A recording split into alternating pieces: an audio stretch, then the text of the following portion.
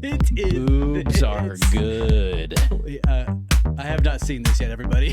Boobs are nice. Free the boobie.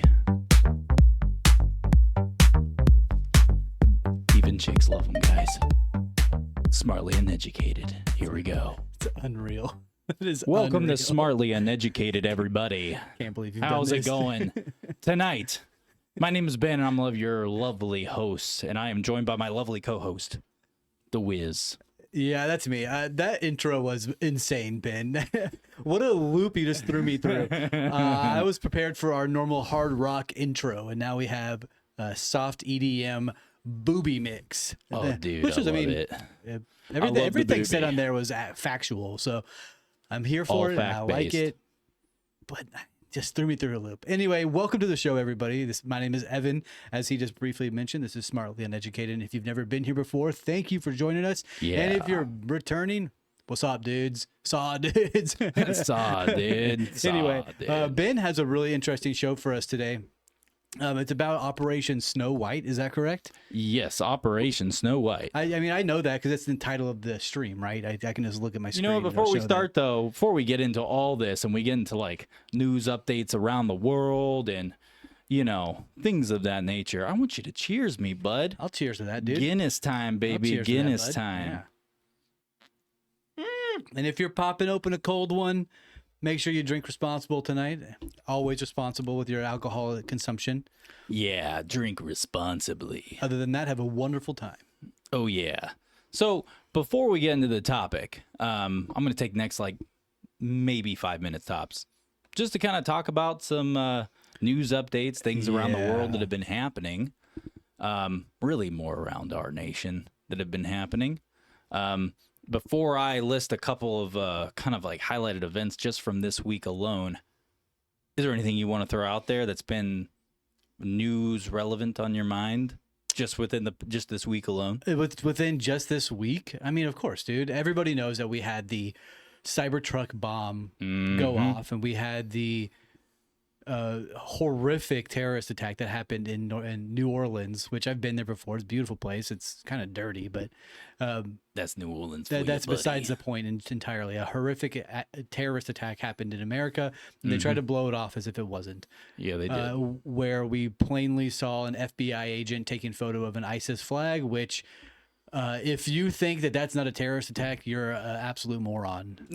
Just flat out. And it's like the guy was posting videos on how he wants to kill people and how he wanted to cause harm to other individuals. And they're saying that he's not a threat. Get out of here. Yeah, and that's not including the other news highlight that kind of plays into that. That happened in the same time frame, give or take, which was the mass gathering of like, what was it, pro Hamas, Yeah, or something like that, Palestinian in Manhattan, thing. you know, over in Manhattan or whatever, and they were shouting. I forget what the phrase is actually called, like, because they're saying in, you know, that language or whatever, but it basically translates to "kill Americans." You can't make this stupid shit up. I You didn't. just I didn't can't. do any I didn't do any research on that. I saw it. I was like, well, yeah. What the fuck do you expect? And just moved on, right? Like I didn't really. I know it's bad, but there were other things going on in my day-to-day life and in the news that I found way more pertinent. Yeah. There's than too that. many, dude. There's a lot of things that go on, so it's hard to keep up. It with is. every It's single difficult, one but of that's our job, right? That's what we do over here. It's our job. Smartly and Educated. We try to bring you at the top of the show a little bit of news, a little bit of our take on what's going on in the day-to-day world, as well as bring you either a really interesting historical fact or a funny one, or things Yeah. along those lines. Like last week, we had the gay bomb. Week for that, I already forgot what we did. The gay bomb. The Orion The Wars. gay bomb. And then we did Maldek. Now we're doing one that is based off of our U.S. history, which is that correct? Is U.S. history? Yeah, this what we're doing today. This is 100% fact. Took place in the 70s. With the United States. Oh, I heard that gurgle over here, buddy. With the United States government, where if anyone saw the teaser leading up to this episode, I believe I put it out there yesterday. Yeah, you did. Where basically I explained that it was like over 130 government agencies within the United States government, or infiltrated. It's a lot of people. It's the largest infiltration of our government ever in history. Like, no joke. But to this day, still, nothing has topped it. Should we talk about before we get, we've already said it once, before we get into the show, should we talk about what that bomber at the Trump Tower manifesto was sort of talking about? Should we briefly go over that?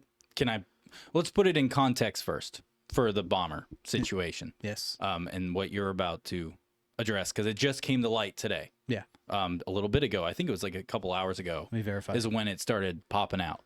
I first saw it from Sean Ryan, one of his posts. It was at 5 p.m. today. Yep. So it's just a couple hours ago. January 3rd. But just a disclosure, what Evan's about to read, news headline wise, about the Cybertruck guy, the guy who did the bombing with the Cybertruck. This is still a developing story. So if some of this information ends up not being true, just look at it that way. Going into it. Like, I just want to get the highlights of what he was talking about. I know things are going to change. Things are going to be muddied in the water, but usually whenever the news is fresh and new is usually when you have the most factual statements coming out of it. Yes. Because now, if we wait a week or a month, there will be a lot of muddied waters, a lot of CIA cover-ups and government cover-ups trying to be. And then by the time the truth does come back out again, it's been 20 years, or another few months, and then it's like, okay, what did we do for the past 6 months? We just waste our time and chase our tail. Exactly right. So this guy Matthew Burger, he was a former Navy SEAL. I'm sorry, that's mistaken. He was a former 18Z 110 Special Forces agent who had a lot of different clearances within his rank and his sectors. The most damning thing, because we were always talking about it on the show, but the past 2 to 3 episodes about the New Jersey drones. This guy plainly said, this is us and China. China is launching drones from the Atlantic Ocean via submarines to come into America for a point of contention and say we have the superpower now. Would it help just to post it to X or post the link to that the picture? Yeah, we'll post it in the chat, or Evan will post it in the chat so you guys can actually read the actual screenshot of the email that came into the guest that was on Sean Ryan's podcast. And then Sean Ryan even said that he's gonna basically go dark for a little bit because of what they're about to release that's in this, like, more context to this. So looks like we're about to get a little bombshell drop, and best wishes to Sean Ryan. I'm actually a huge fan of his, so I hope that he keeps his nose clean and nothing bad or anything goes his way. I don't know him, but I would love to meet that guy. I love that guy a lot. He seems like a cool guy. But with all that being said, sorry, go ahead. Well, that solidifies what we were arguing about and talking about behind closed doors and behind, off air between you and I about these drones, is that they are more than likely going to be us or another country. And this guy sewer slided himself and said, this is us in China. This is not a UAP. This is not of extraterrestrial activity. This is human made. This is us. They're using gravitational forces to move around at such swift patterns. Simple as that. All right. So since this is a developing story, I'll keep what I'm about to say pretty limited, but it just makes me wonder if, because he passed away inside the truck when it went off. Sorry for the burp, everybody. Evan, you gotta stop that, dude. You gotta stop that. But the thing is that if he was aware, which, go check out the chat. He's about to, I don't know if you posted it. I've already posted it. Oh, he's already posted it. So go read it for yourself. And the thing is that if, let's just say maybe what he says in this email snippet is true. You're welcome, Marilyn. We got a little chatter in here saying thank you. Oh, hell yeah. What's up, Marilyn? Glad you joined us. Very nice of you. But the thing is that if, it just makes me wonder if what he says is true in just that screenshot of that email, right, that he typed up and sent. If it turns out to be that, credible, then it's like, okay, was he killed and put inside that truck? Because for someone who's a bomb expert and knows all this stuff, why would he make such a shitty ass bomb that wasn't going to do nothing unless it was, I'm dead anyways. I'm going to use myself as like kind of like a prop / martyr to bring attention to what I'm about to put out. That's kind of what the idea was behind it. That's what I'm curious about. Reading the email and listening to the Sean Ryan episode about it, that's pretty much what the guy was doing. He was martyring himself. Oh, damn. So that people can see what happened. Because nobody was listening to him. He tried to talk out about the war crimes that he was a part of under the 2019 Trump administration, and nobody was listening to him. Everybody was pushing him under the rug. The FBI was attacking him, calling him names and whatnot, and, like berating him. So yeah, he had to do something, and this is what he had to revert to, unfortunately. So if you are under the eyes of the FBI or CIA, please contact us before you decide to do something rash like that. We'll have you on. Yeah, talk to us first. We will get your story out. Let us use you before the government does. Let us use you for our gain. Let's be real here, huh? We don't make any money doing this. We do this as a hobby. So if anything, But yeah, so those are the biggest highlights in the news. There are a bunch of other things going on. Like they're trying to say that there's a quad pandemic going on. There's 4 deadly viruses that are sweeping America. I call horseshit, but they're trying to say that they need to be putting mask mandates back on the civilians and scare them into working from home again. Listen, just to anyone who follows anything, I'm going to only say this once, and I'm not going to touch on it the rest of the episode. But the whole bird influenza bullshit that they're now trying to spew, that shit's been around a long fucking time. No, it's beyond that, dude. It's beyond that. But at the same time, they're trying to use that particular virus as like it's kind of getting built up right now as almost a COVID 2.0 with the things they're wanting to push. So fuck all that. It's a bunch of bullshit, and it's very blatant that this is they're desperate right now. They're very desperate. Yeah, they're calling it the quademic. Quademic for viral infections. Yep, and they're desperate right now, and they're trying to come with any kind of bullshit to fuck things up going forward, so they can keep their fucking nasty little. Now that we're 2 minutes into the episode, we can curse. So the other platforms that we post on don't get mad at us, but they're still gonna get mad at us. Well, I'm gonna cuss so stinking hard the rest of this episode, like poop and pee. Those are the words I'm gonna use, dude. Poop and pee and dookie. Love that word. Rolls off the tongue so nice. Anyway, sorry, dude. I'm gonna go take a dookie, dude. See? That sounds great. Oh, you're gonna go take a dookie remix. Yeah, Marilyn, I'm glad you enjoyed that read. It was very fascinating. Getting off the dookie talk, but yeah, the manifesto of that individual who decided to go in such a martyristic, brash way to send a message. The idea behind that is very damning and very eye-opening to, but potentially people who don't think about these sort of things. It's going to be in the news. It's going to be in all over the media, and hopefully it'll bring light to something and make something actually happen. But I do not hold that to be a thing that might or will happen. We all know how our government works and how the deep state and all these individuals run the world. This will be brushed under the rug because they'll have a football game that something bad happens in, and now that's the talk of the town. Anyway, Ben, do you want to start getting into the show about Operation Snow White? Yeah, 1 second. I just realized my deal was missing, so I'm plumbing it in real quick. Is there anything else you want to add in the last 30 seconds before I switch it over to me full time, baby? Yeah, I've been drinking this mushroom energy thing here. It's badass. Works really well. Dope. It's clean energy, clean everything, all mushrooms. Makes my brain work well. Makes me talk really fast. So if I'm talking way too fast, let me know in the chat because I tend to fucking motor mouth real quick whenever I get excited about a topic. Oh, he does. So I'm going to kick this off a little different. I did a little something special for you guys this episode. Ooh. I decided to go out of my way to create...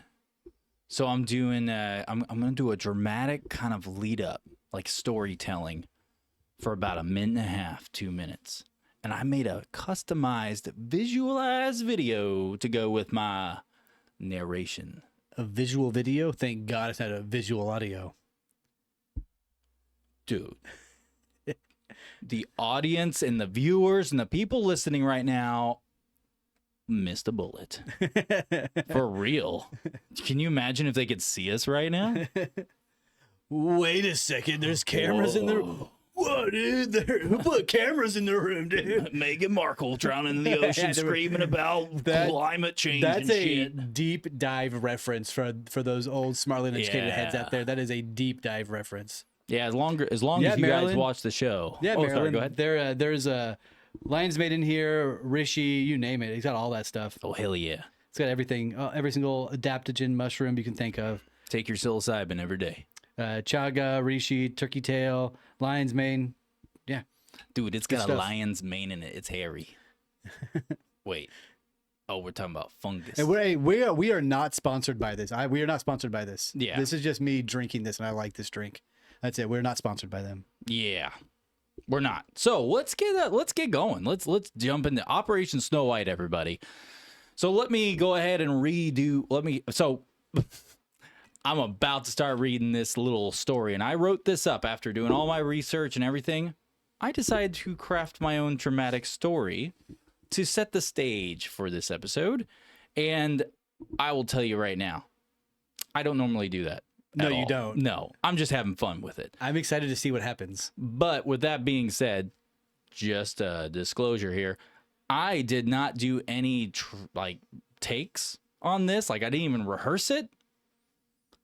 So let's fucking go. Yeah, buckle up for the train wreck, everybody, huh? yeah, dude. I'm going to start tripping over my words, and then the video's going to end. I'm going to be like, the night was quiet. But in early hours of July 8th, 1977. Where did he go, George? Where did he go, George? Well, yeah, where did he go, George?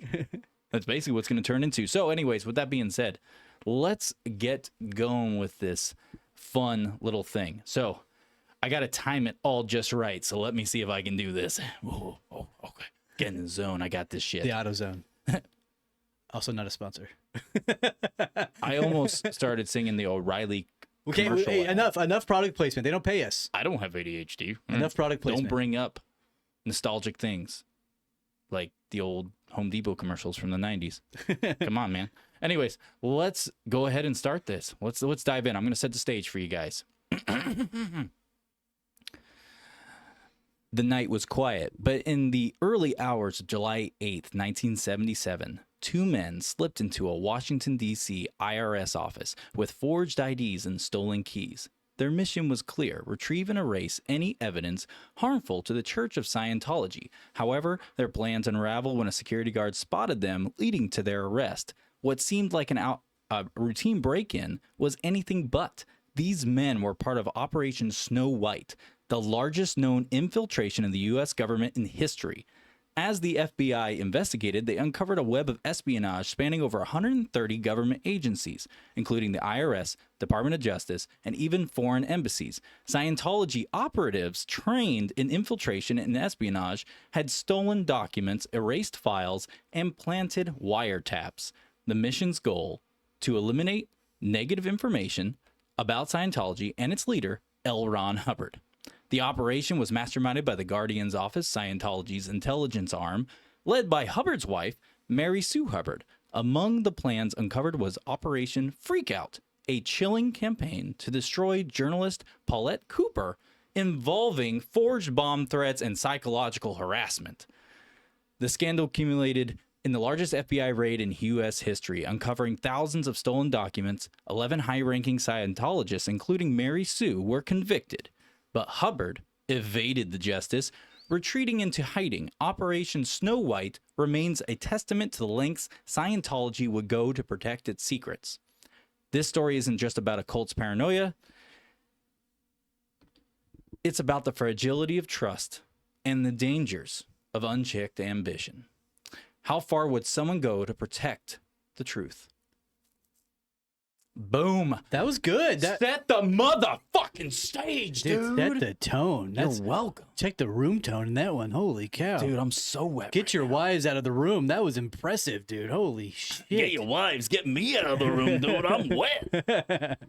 That was, honestly, I was impressed. Thank you. You didn't stumble over any words. You didn't. I started to. I couldn't see where the video was, so I had to just I was like, dude, I think I'm a little behind. I better pick up the pace just a little bit. I mean, but in all honesty, it's a fascinating concept. L. Ron Hubbard. Are you shitting me? We're Yep. doing Scientology. infiltrating the United States government. We're doing Scientology. Yep. Oh my Dude, God. this is a real thing. I have no and, shit. Like no one I have never heard anyone talk about Operation Snow White before. I have never heard about it until this day, or rather Yeah. yesterday whenever you talked about it. Yeah. Oh, when I posted the Yeah. thing. Yeah. So Operation Snow White, how I even stumbled upon this before I start diving into fleshing out all the details of this Ben bad boy. was a Scientologist. Whoa, no, I wasn't. I'm not that stupid. Like I'm retarded. I can say retarded. We're on X. Yeah, and we're also past the 2-minute mark. Yeah, dude, I can say retarded all day. But the thing is that I came across Operation Snow White roughly almost 2 years ago. It's been sitting in my own little vault file on my desktop for topics for us to go into, but we've always had so many other random things. And then, of course, me forgetting about it, that I had done all that research and it was just sitting in there in a endless file of other data. And then I came across it and I was like, this is perfect. Yeah, This it's good. is It's perfect good. for an episode. L. Ron Hubbard, the Scientologist, and over 50. Did you give a number to how many documents were recovered? I'll have to get to it. I believe I have the number written It's in got my to be document. it's 50,000, I believe. There's a lot. There's a lot. There's a lot. But I want to kick this off. So I did this in parts. Okay. So we got 7 parts to go through. So let's go through part 1. Part 1, all I'm going to cover on this is really just kind of the origins and kind of like historical context for Scientology, just in case no one has ever heard or knew this information. You may have heard of Scientology, but you didn't know anything else. So I will keep this brief, going forward. So L. Ron Hubbard is the founder of the church. He was, born back in 1911 in Nebraska, the United States. He went to, university back in 1930. He studied civil engineering, all this stuff. But the thing is that he had really bad academic performances across the board, just so people know. L. Ron Hubbard was not just a cult leader, fucking imaginative fuck up author, but he was also really bad in school too. Interesting. So he was retarded all the way around. So was he just like really charismatic or something? Because if he wasn't intelligent, book smarts, or accolades, he must have been really charismatic and handsome. It's because what captivated people from him was really just the fact that he was, one of his biggest traits was his philosophical typed, like kind of concepts and narratives. He would Gotcha. spew like pseudo psychology and pseudo viewpoints on life that are vague, but yet some retard hears it and there's like, and gullible, and there's like, oh my God, you're saying something I don't really understand or I never thought of for 2 seconds, so Like it must be true. Like it sounds meaningful, but it means nothing. Yeah, pretty much. Yeah. I'm sure you've met those liars like in your life at some point in time. We all know the type. Yeah, someone can sit there and lie, and they're retarded, like they're dumb.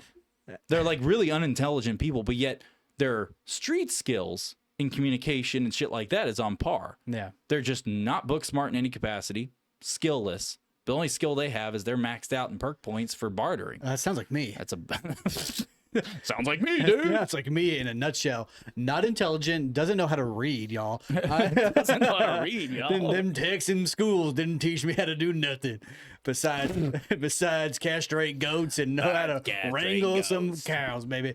But yeah, no. I'm charismatic. I like to think. Yeah. So I go with the kids call Riz. Ooh, Riz. So he decided to start a science fiction career, being an author. And of course, that went absolutely nowhere because he was the worst author ever. He literally has he has authored more books than anybody. What? And they all sucked. Like, legitimately sucked. Like, they were bad. Like, they were so bad that nobody liked them. They were like, wow, this is the worst science fiction I've ever read. And then he was so upset about it, he decided to start a cult. And that cult was Scientology. And he got other retards to follow him. You were loving that word tonight. And live out. We're talking about Scientologists, man. I'm allowed to call them retarded. So they decided to he decided to start Scientology, where he could then one goal, main objective was to evade taxes, which I can't blame my brother for that. You know, taxation is theft, guys. Come on. This Get with man the wrote program. It's 250 books. Well, more than 250 fact. Yeah, books. he wrote way more than that, and they all were thrown away. That's a lot. That's a lot of writing. Yep. So get this. So he started doing all the fiction shit, which then laid everything out for doing Scientology, because it's funny, if you look at the works of Scientology and what they actually believe and what has been leaked out of what they actually believe is actually one of the rough drafts to one of his books. My man also wrote. Womp womp. He also wrote It's a 100 cult. movies. Yeah, I'm not watching any of those. One of them was called Battlefield Earth, bro. Did he really do that No, one? I don't believe he actually wrote it. But that was about Scientology. There's a started it. reason why that movie sucked. It's all right. No, horrible movie. Unless you enjoy watching bad movies I for do. fun. I do. And then it is an enjoyable movie because that's how I enjoy it, because I get to watch John Travolta be an alien and do really insane, do really dumb shit for 2 hours to make me laugh. I just can't Yeah. believe that this man was a author of 500 short stories, almost 300 novels, Mm-hmm. 100 movies, and none of them got any sort of notability. And he was like, I guess I'll just make a cult instead. Make a religion. Mm-hmm. I can write good. I guess I can tell stories in public too. Yep.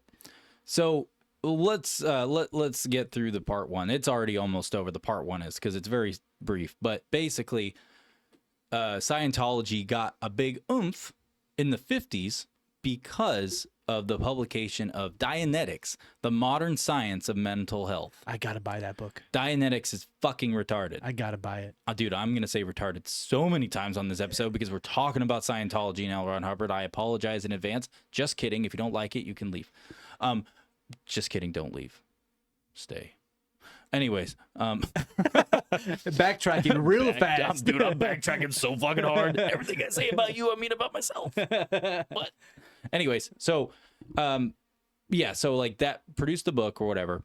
And that's what really propelled Scientology up to this next level for them and all that fun shit. But moving on, so Mary Sue, I mentioned her in the little story I read. Is that his wife? It's his wife. Because you said her last name. Sorry, Mary Sue Hubbard. Yeah. Okay. So Mary Sue Whip Hubbard, What? which is L. Ron Hubbard's third wife. Bros on strike 3, dude. Oh, I thought he had three. Chance three. I thought he had like polygamous wives, like multiple wives at the same time. Nah, dude, we're talking about Scientology, not Mormons from the 1800s. I understand. I just wanted to clarify. Do you like how I gave that historical context? Mormons from the 1800s. Now, that I was referring to Latter-day Saints, not the offshoot Mormons that split out whenever Brigham Young or whoever the fuck that dude's name was who died. I think it was Joseph Smith when he died. And they split the church, and then there's these people who are like, no, it stays in the bloodline. And those were the fucking nasty people. Now we know who Joseph Smith really is, motherfucker. We know his bloodline. They like to fuck numerous people at once and abduct children. I once went to that polygamous village up there in Utah where they had 6 foot tall fences and several wives to one man and children Yeah, that's wives. the FLDS or Yeah, some shit like. FLDS. Oh, dude, Awful. I awful guarantee you, place. all those children you saw were probably taken from their parents, Oh, absolutely. from another family in the community, and moved. Like, dude, they do all that. Fuck. Awful, awful Anyways, place. I'm getting off topic. I'm gonna move on because the FLDS is a whole thing I will go down because fuck them people. So moving on. So in 1966, so this has to do with the Guardian's office. So 1966, Mary Sue Hubbard established the Guardian's office, or also known as GO, which is the Scientology's intelligence and enforcement arm. So the GO basically is tasked with protecting the church from perceived enemies, whether governments, journalists, or defectors. Its mandate went far beyond public relations. It conducted covert operations to infiltrate, disrupt, and neutralize threats to Scientology. Now, the reason I'm bringing this up before I start going through all the like chain of events and the details of it is because I'm going to be saying the Guardian's office a lot. So now you know what its real role is. Its whole point is to look for anyone who's going to cause problems to the church, and then they neutralize that threat and issue. Gotcha. That's the okay. sole purpose of the Guardian's office. Doesn't matter how many times you look into the Guardian's office. Scientology on their site will list it as a few other things. If you look, when you look this stuff up, but the real truth of the Guardian's office, when you see what it does, because someone can tell you all day, oh, hey, I'm a nice guy, but then they go and shoot your neighbor for no reason. You have to judge people off their actions, not what they say. And the actions of the Guardian's office is nothing like they say it is. It's literally this. It's documented. That's its sole purpose. So I'm going to tell you like a little bit of the structure of the Guardian's office, just so you can have a better understanding of it. So the Guardian's office operated like an intelligence agency, basically, with bureaus specializing in various types of activities. So you have basically they had their own intelligence bureau. Hold on. So the Guardian's office was a part of the Scientology L. Ron Hubbard's church government. Yep. Not government. In church. Yeah. Cult. Yeah. I did not know that. I find that fascinating that they're like, okay, how do we overthrow the government or overthrow and let us have ultimate power? Let's create a facility or an organization that joins the government and gives us power. That's fascinating. That's honestly brilliant. How do we do that? It's called the CIA, dude. Anyway, so the Guardian's office, it consisted of these sectors: Intelligence Bureau, Legal Bureau, Public Relations Bureau, and then the Social Coordination Bureau. So the Guardian's office operatives were meticulously trained in espionage techniques. These dudes are basically trained like spies. That was the sole purpose. Like if you were in the Guardian's office, the sole purpose was everything I just laid out. Plus, they did training there and operations there and coupled them together so they could bring in new recruits and train them to basically be their agent to go do all these espionage and spy-like things. Are you part of the Guardian's office? You got to tell me. It's like a cop, right? If they suspect you, you're like, hey, you're not a cop, right? Separation between church and state. That's right. I'm gonna tell you nothing. That's right. Except for when the gays make you get married, anyways. Wait, was that too soon? What the fuck does that even mean? Was that too soon? They did that to that one church back in like 2016. I don't understand. There was like this like little hole in the wall church, and this gay couple wanted to get married there. And the church said no. And then they're like, how dare you? You know what? We're going to force you to bend your faith to us, even though we don't even believe in that. We just want to get married there. It makes perfect sense. That's harmful. That's harmful. And the government came in and said, you churchgoers there, you better let them gay bumpers in there. They're tax-free. Actually, they were not bump bumpers. They were scissor me timbers. They're scissor kissers. That's a trademark. TM. Smartly uneducated. I gotta get me some of them scissor kissers. I'll tell you what, dude, they go for like $20 pop. Dang, that's cheap. Yeah, dude. There's a brothel. Oh wait, hold up. back up. Anyways, let's get back into the thing. So the training operations, all that fun stuff.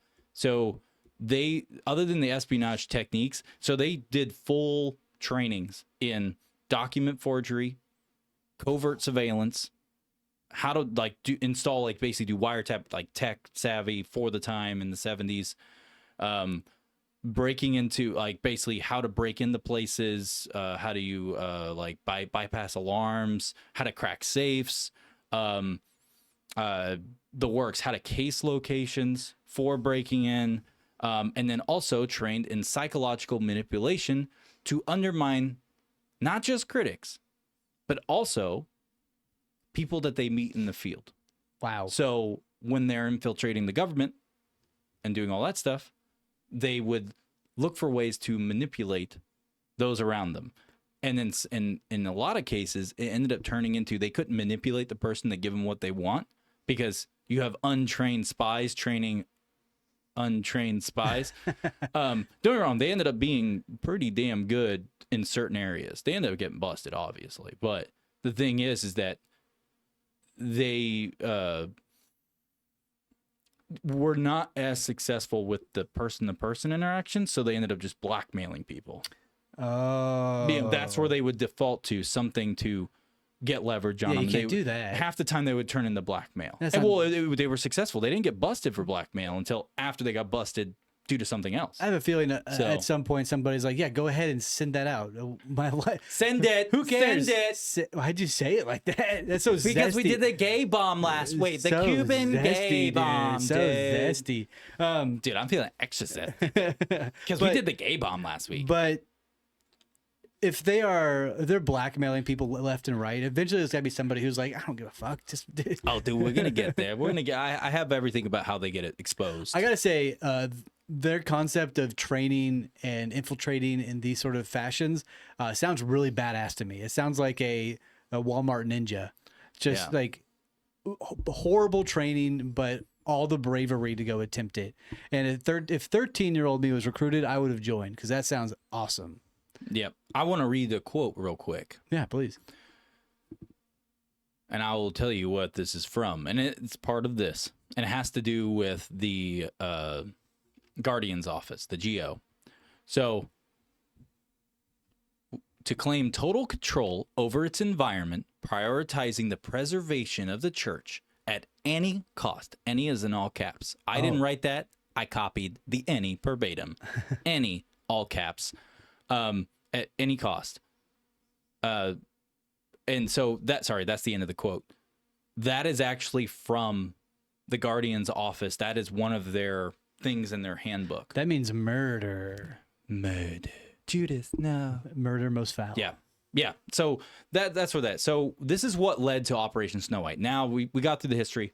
Let's dive into what got this really actually going and why they planned it out and made it happen. So by the late 1960s, Scientology faced mounting scrutiny and all that crap from government agencies, all not just the United States. We're talking all around the world, because they were doing their shit all around the world. It wasn't just the United States. They're government agencies. They're in the government offices, so they are getting traveled around the world. This is before. To do things, right? Well, this is before they started. Oh, really? Prepping. Yeah, this is what led to them doing Operation Snow White, because they did have members of the church in the government, but not for espionage. I see. They were just regular workers. I see. Like they were just like an average Joe, and this is just what they believe, and this, and then blah blah blah. But it all transpired from there, because the whole time the Church of Scientology had the Guardian's office. That was already in place. Is it So they were already doing this shit. Is the Church of Scientology still a really big factor in today's society? It is, because there's a bunch of shit just in recent years that has come to light that people are not talking about for some reason. And we're talking about children being forced labor at 7 years old. Are we going to touch on it later? Yeah, I was going to touch it on the end after we got done with Operation Snow White. Very cool, very cool. Fuck Scientology. Anyways, I couldn't help myself on that one. Sorry, I lost where I was. They faced all the scrutiny because they were doing it around the world. The IRS in particular was investigated whether Scientology deserved its tax-exempt status, because people started to question it being an actual church and not just a scam. Because people started, one of the documented things was, which people already know this overall who are remotely familiar with Scientology, basically family members of people who were in the church at that time, they were the ones who were first bringing it to light, going, something's not right with this church. This is what happened to my brother. This is what happened to my cousin. This is what happened to my sister. This is the shit they're doing. This is what they believe. This is what I was told. This is what I've witnessed.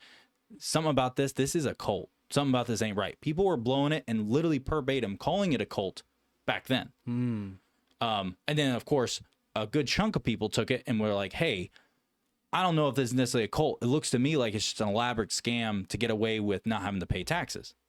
Blah, blah, blah. Which I don't blame a motherfucker for that, because fuck paying taxes. But fuck Scientology.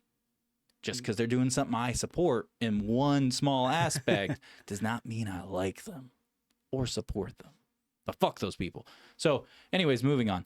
So other agencies, including the FBI, Department of Justice, all of them were monitoring Scientology's activities due to the allegations of fraud abuse, and then also like cult-like behaviors that were happening that people were starting to become aware of. What do you mean cult-like behaviors? Were they sacrificing? Were Locking they people up in compounds, shit like I mean, that was stuff I was gonna go into at the end. Okay, gotcha. Because it's not unrelated because it is about Scientology, but it's getting away from the focus of Operation Snow White. 10-4. You know, but yeah, we'll get into that there at the end. It's like some of the highlights I was gonna go over on everything.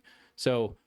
Moving on from that, Scientology was under fire in countries was under fire in countries like the UK, Canada, and Australia, which, you know, which was propelling, you know, all these heightened concerns about its financial practices and then also the treatment of the members. For Hubbard and Mary Sue Hubbard, these investigations weren't isolated. They were perceived as part of a coordinated conspiracy to destroy Scientology. That's what they claimed, what they thought was. More like the reality was they're like, fuck, the jig is up. They're figuring this shit out. We got to do something.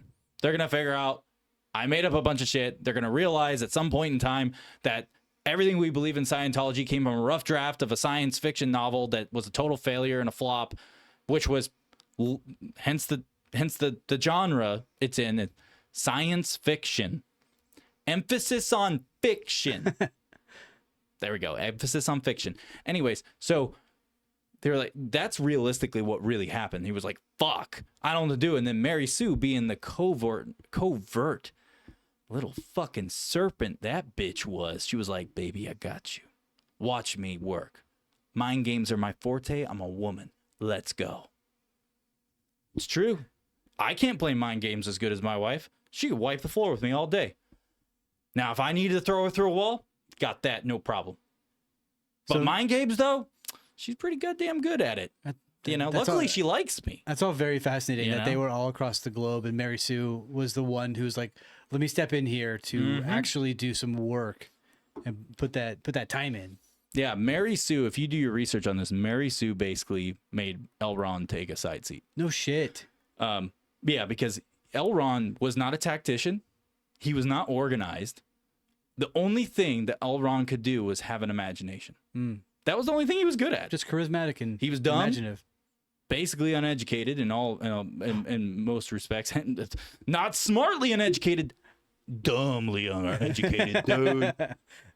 He wouldn't even be allowed on this podcast, even if he was a nice guy, because he's dumbly words come out of my mouth. Maybe we're dumbly uneducated, huh? Shit. Yeah, we are. So Mary Sue took over, all that stuff. So with moving on from that, so that paranoia of all that kind of fueled all of the creation that took place to create Operation Snow White, and which was strictly just what it was in a summed up version is just a covert mission to infiltrate and neutralize government agencies, erase negative information, and protect Scientology's reputation and financial status. Interesting. Yep, that was the sole purpose of it. So, with that being said, let's really dig into the Mary Sue Hubbard side of things, because this is where it's going to unravel everything with Operation Snow White, of how it integrated itself into actually like implementation. So ultimately, Operation Snow White is them trying to get rid of documents, right? Get rid of documents, and then also place themselves within the government so they could control the government. So awesome. Yeah, they wanted to infiltrate it so they could take over, to where eventually, now there was not a document that said it verbatim, but when you go and read all of this stuff and actually do the full research, like full deep dive, it's not implied. It's obviously implied, but when you read it, the way it's worded in there, like in her words, that from stuff that she had written, and they had photos of the documents, all that crap. Basically, this chick, like the whole point was to place them, ultimately the side primary objective was to get themselves placed inside the government to where they are in pinnacle points or pivotal points throughout every single bureau to where they can control like a spider web. Literally, because if you look into what positions were being infiltrated in the government, all of these people who were arrested, right, and when they got busted and all that stuff, they were trying, basically, it's kind of like I look at it like the cyber kill chain for cybersecurity. It's escalate, escalate, escalate. If an attacker is getting into a machine, right, and they're in an account that has no admin privileges or any kind of privileges, well, they're going to have to try to escalate privileges. So they're going to laterally move until they're in a position where they can move in an upwards fashion. So much like what McKinnon did for the Pentagon to see if they had any alien documents or what have you. Do you know that guy? McKinnon? Oh, yeah. Just like that. Okay. Yeah. Sorry. I drew a blank for a second. I was like, McKinnon. I had to think about that. Well, I mean, that concept of them trying to take power in a spider web like mentality to where they control a fraction of every aspect of the government, right? That's the ultimate idea. That really reminds me of the deep state. And that really reminds me of the people who really control our government in a overreaching sort of power, if you will. So, Yep. Wow. Oh, yeah. And so, sorry, let me get back to where I was. Is Scientologist the deep state? They're one of many deep states within themselves. That's tight. There's a deep state in volcanoes because that's where they believe their alien buddies come from. They're going to get exploded out of volcanoes and they're just going to wander into our bodies and take us over. That's exactly what happened. Makes perfect sense. Yeah. Makes total sense. Is that what they believe? Dude, they were there in the Orion Wars. Dude, knowing L. Ron Hubbard, he probably stole the Orion Wars thing too. And he probably internally inside the Church of Scientology probably has his own book of, of Star Wars. Orion. It's called Star Wars. George Lucas is going to be pissed, everybody. Marilyn Kaplan, she just commented, Kamala. Hey, listen, dude, listen. Who is it who made that? Marilyn. Listen, Marilyn, let me tell you something real quick. As long as we give her a bag of Coke, anyone's Kamala inside that fucking deep state, I tell you what. It's over there tweaking. You got Tim Waltz over there chugging horse cum. Like, what the fuck are we gonna do? Every fucking episode of this. Dude, I'm never gonna let it down. I'm gonna make sure everyone who tunes in knows a fact. Tim Waltz. It's either he made the attempt or he was successful. There was no attempt. It was successful. He had to get his stomach pumped. Okay, it was successful. Yeah. Tim Waltz drank a gallon of horse cum. Yeah. In the 90s. Look it up. It's true. It is true. There's a medical documents. Yep, there's medical documents and everything to prove it. So yeah, we got a coked out chick who doesn't know how to do anything but word salads. That is an interesting touch. I wonder if Kamala is a Scientologist in nature. She looks like she'd be. But anyway, so I mean, she don't. We have the concept here of the Scientologists trying to infiltrate, and Mary Sue is the proprietor of this. Is she the one who is overreaching and trying to control it all? She's the one who, in all reality, like, it doesn't say that she's directly the mastermind, but when you read and do all the research on it, she is the one person who's in every scene. Really? She's the one person there with every integral key member. Is she still alive? Let me look. Probably look that up. I don't know. I didn't even think to look that up. Fuck that bitch. You want to be on the podcast, Mary? Come on. I'll be nice to you for like 5 minutes. She died in 2002. She died for 23 years now. Never mind, Mary. I don't want you in my podcast studio anymore because you'd be a ghost. That's right, Cody. Fuck Jerry. Fuck Jerry, dude. Saying you guys cuss too much. No, fuck you, dude. I don't even cuss enough. It's not my fault. My mom was loose with the sailors. What have I done? What have I done? My mother was loose with the motherfucking sailors, dude. And that's why I curse so much.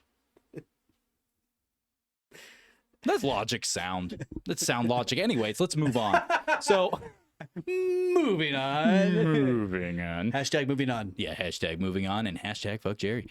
So let's refocus in here. So in 1966, so this is when officially the Guardian's office was put in place into public knowledge. And that's what they put on their documents. However, and this is in 1966, that apparently the Guardian's office was established. However, when you dig into the paperwork, you find out internally in some of the documents that had been leaked out a long time ago. We're talking about back in like the 80s and 90s, these things were leaked out. When they came out, it was literally a authentic paper trail showing inner like notes and private, like very secretive notes of Scientology that they don't want the public to know. Only high-ranking members were allowed to know of these documents and what was said on them. And in there talks about the Guardian's office, and that was back in the 50s. Yeah, so it's like, oh, so in the public sphere that you made public to the government, it was 1966 when the Guardian's office became a thing. But yet there's leaked documents that no one is really talking about, and it's like, oh, it's talking about the Guardian's office on internal paperwork for Scientology in the 50s. Bitch, you guys have been doing this a while. A while, dude. So wow. I wonder how many of the officials in the Guardian, was it the Guardian office? What is it? The Guardian's office. In the Go. I wonder how many people in the Go were pre-affiliated with the government before they became a Scientologist. I wonder how many people were converted to join the Guardian's office. So the Guardian's office, I was about to get to who they recruit for the Guardian's office. So let me go ahead and just go through this. So Mary Sue founded the GO, or the Go, Guardian's office, to protect Scientology, like I said, from external threats and all that stuff. The Go was tasked with defending Scientology's reputation and operations by any means necessary. And that is verbatim. That is a quote from one of the documents. Any means necessary. And they put it in all caps with a period. No joke. Sometimes I wonder if Scientology started the all caps period. You know what I mean? To like really emphasize it. Any means necessary. It was in lowercase. I mean, you mentioned that before, right? The fact that they are willing to do anything, murder, kidnap, harm an individual, blackmail them so that they can get into whatever they want to get into and do whatever they really need to do for the greater good of L. Ron Hubbard and Scientology in a whole, correct? Yep. So with that being said, the training and recruitment of operatives for the Guardian's office, the operatives were chosen from among Scientology's most devoted members. Damn it. So it wasn't like what's that movie? Oh, why am I forgetting? Oh my God, I'm drawing a blank on one of my favorite movies. Reservoir Dogs. That's a great one too. No, it's got Jack Nicholson, Leonardo DiCaprio. One Flew Over the Cuckoo's Nest. The Departed. That's it. Sorry. I don't know, dude. It took forever to land there. Oh my God. So The Departed. It's not like they recruited a Leonardo DiCaprio straight out of like the police academy. You know what I mean? While he wasn't even a cop yet. He was just in the academy and they pulled him there to be undercover. That's not what they did. They took only people who were extremely devoted and were proven, like they've proven their worth, their faith, their trust, all that crap. So these were highly devoted members who had been a part of it, not just for like a year, right? We're talking about giving money. They paid a lot of money. Yes, they did. And then have been a part of it for an extent amount of time. So that's what I know about Scientology is that they paid to join an exuberant amount of money to join. It's not necessarily you're paying $20. They were doing social media platforms just for the church. Hundreds of thousands, if not millions of dollars just to join the church, which to me should be a red flag. They're like, hey, you want to join our club? Give me $5 million. No, I don't think I want to join that club that bad. Yeah, they promote healthy living and a healthy work environment, and they donate to charities often, but there's a lot of underlying scary factors behind all this stuff. Yeah. Right? Wait, who donates to charities often? Scientology. Everyone donates to charity. We got the snake. It's called a tax write-off, we have baby. The leeches and ticks in politics. All the politicians, they donate to charities every year. They're good people. Cody, what do you mean by they took OnlyFans? Oh, hell yeah, dude. What do you mean by that? Dude. You want us to start an OnlyFans? I mean, we'll be the first podcast on there that does just podcasts on OnlyFans. I thought you were about to say we're gonna be the first podcast that just starts fucking. I thought that's where you're gonna go. No, we're not. We're not doing that. I'm sure that has already been done. Oh hell yeah, dude. No, really, Cody. You want to start an OnlyFans? I'll make sure Evan signs up for his own. I'll watch in the corner. Sadly, What, you gonna be cucked? and smartly uneducated, you might say. You know? You own. What happened? So he said that. Okay, so Cody says Ben said they only took select devotees, i.e., OnlyFans. Oh, That's fucking smart. That's a good joke. I like oh my that, Cody. god, I love That's it, good. Cody. You're always killing it. They only- Hashtag fuck Jerry. they took OnlyFans. That makes sense. You know, I like your other hashtags you did by Evan. Yeah. I like those a lot. Okay, let's not get into this. Let's talk about the small fucking hashtag. Scientologist. Let's talk Hashtag little penis Evan. Hashtag wizard. yes, Cody was killing it with those little. If you're just now joining us, everybody out there, we're talking about Operation Snow White, where the Scientologists infiltrated the U.S. government and other world powers to ultimately do whatever they wanted to do. Yeah, we don't ever get distracted either and go off topic or anything of that nature by any means. Anyways, let's move on and get back to the content. Thank you, sir. So let's talk about Mary Sue Hubbard's true role in Operation Snow White. So Mary oversaw all of the planning, execution, and coordination of all teams for every operation across all countries. Hence the word countries. They weren't just doing this to the United States government. When Operation Snow White was global. Yeah. I was waiting to give that part. Well, it truly was global. Well, you mentioned that they were in Australia, UK, and all these other countries. But I was meaning it as in like the church existed in that area. I see. But they were infiltrating other countries. Because I know it's pretty popular in Japan and also in Brazil. Well, let's just say Japan was the only country that had any fucking sense. Not anymore. Back in the 70s. Yeah, not anymore. But they did back then because they saw right through that shit. Because I don't know if anyone's familiar with Japanese culture, but when a fellow Japanese civilian starts going against the social and cultural norms of what you're supposed to believe, they don't take too kindly about that. No, they do not. So it wasn't quite working on the Japanese folk in Japan. So you know what they did? Scientology said, you know what? We'll just send over some white people. They won't get noticed. So they did. And they tried to get a job in the government. The only job that one of them was able to get was being basically a janitor. Well, then that makes sense. And then he was fired. In fact, he wasn't just fired. He was fired, then arrested, and died in prison. Whoa. Yep. The Japanese are badass. Dude, I support the Japanese with that logic there. Come on, guys. Yeah. Come on. Get with the program, guys. Come on. Throw bitches in prison. Let them die. Don't even feed them. What do you keep looking at? Like, lower the food down there for them to look at. What do you keep looking at? Look, see, this is what's happening. It's happening again. Minimize Instead of that. looking at the camera, I'm looking right here because Minimize that. it's right there in my view. It's right there. Minimize. There we go. So, no, I can't minimize that. I got to be able to make sure I'm actually on camera or you're on camera. So the thing is that, this guy like literally died in prison. The Japs were not fucking around. They were like, wait, you were here to do this? Bitch, you think you're leaving? Like, have you not seen what we do to people? Do you not know our history?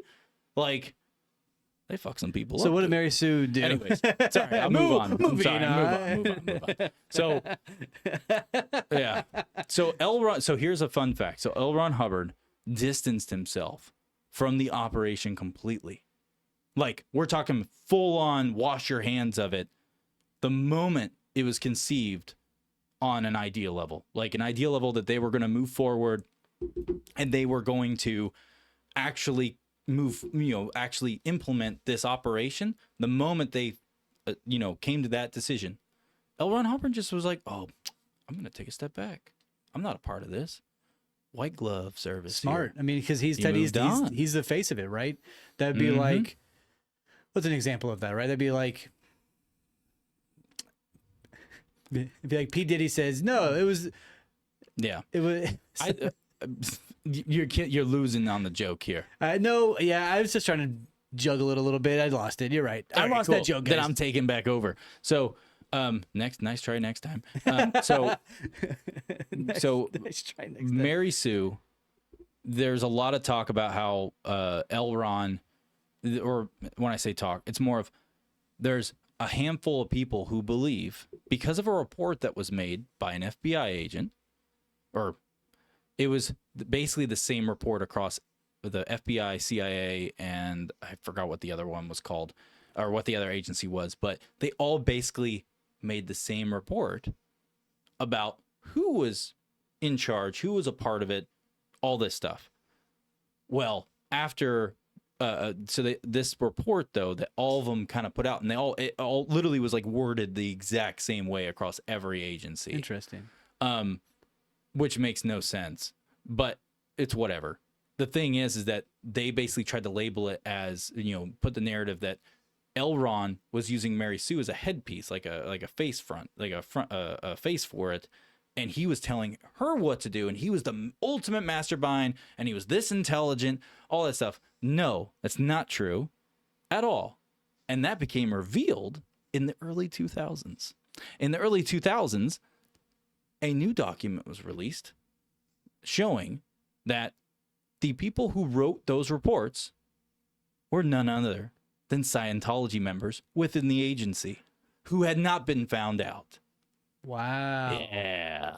It's because L. Ron's not the mastermind of that. They were trying to bolster him up. They're probably trying to put him as like the poster child of Scientology. Yeah, of course. They didn't want him to be affiliated with some sort of mole investigation to potentially throw the entire process in the off, investigation, right? They said that L. Ron was the mastermind. Well, yeah, that was the ultimate goal because, by the ultimate demise, because L. Ron is the face, so he is the cult, so he gets in trouble for it all when really he wasn't doing much of it. Basically, a thorough review was done, and what it really kind of paints the picture of is that these members who were in these agencies as moles, who didn't get busted when Operation Snow White was exposed, they basically they got found out later on, but their whole goal was it was part of a stage plan. Think of 4 stages of ideological subversion. Yeah, from Yuri Bezmenov. Same kind of concept, but for the narrative of making L. Ron out to be this genius, omnipotent, like just above everybody else, 10 steps ahead. He's the mastermind. He's the puppet master. I understand, yeah. So throughout the whole thing, these same Scientologists were writing reports in these agencies, basically making L. Ron look like a retard. It sounds like a religious mob. Yeah, it's a cult. Yeah, it was all stages. It was planning. So it's like they the did Italian that at mob, the end, but in like dumb religion concept. Yes, and it very much so is Cult religion. So let's move on from this. We're just over halfway through, but now we're gonna be able to get into the juice. Yeah, of absolutely. It all. So the planning for Operation Snow White started in the late 60s, so like 66, 67. There's not a definitive date on when the planning truly started. Because, that's fair. When you start talking about something, well, did you write it down? No, but we've been talking about it for 6 months, but now we're really serious about it. Type bullshit, so you don't know. It's 66 or 67 it took place. And then the active operations started in 1973 and did not end until 1977. So this went on for 4 years before they were busted. But get this, it was actually going on before that because there was a document that was seized the 50s, right? in a raid of a Scientology church of one of their main locations. And they found documents basically heavily alluding to that they were actually infiltrating since 1969. I see. So this went on for basically 8 years before they got busted. It's a long time. That's a pretty good amount of time to work your way in. That's 2 presidencies. That's 2 4-year spans. Yeah. That equals 8. 2 presidencies. And that's how math works. Well, you know what? You Next can't time, say you what, didn't- dude, next time I do math and I go to the gas station and I give a guy $1 and I was like, hey, man, I need 4 quarters. I'm not going to say 4 quarters. I'm going to, hey, man, I need 4 presidents, please. $4? 4 presidents. 4 quarters. Which presidents? You have 4 you quarters. have Abraham Lincoln. You have George Bush. George I don't know. Washington. I lost it with that, but I'm going to move on. Fuck Jerry. So, yeah. So so obviously, we already know what the central goal of Operation Snow White was. But so this is the triggering factors of what went on. This is what made them go ahead and press the button to launch the operation, to actually go through with real planning of it and then implement it. And it was because in-depth investigations were being done by the IRS into Fucking Scientology. hell. So IRS was showing up at their churches over and over, and then they were being subpoenaed, and they were trying to run away from the subpoena, and they were trying to fabricate books, all that stuff. They were like panicking. Dude, if the IRS is on your door, Yeah. you're screwed. Like you're already gonna I'm be not. I'm fucked. just gonna tell them go away.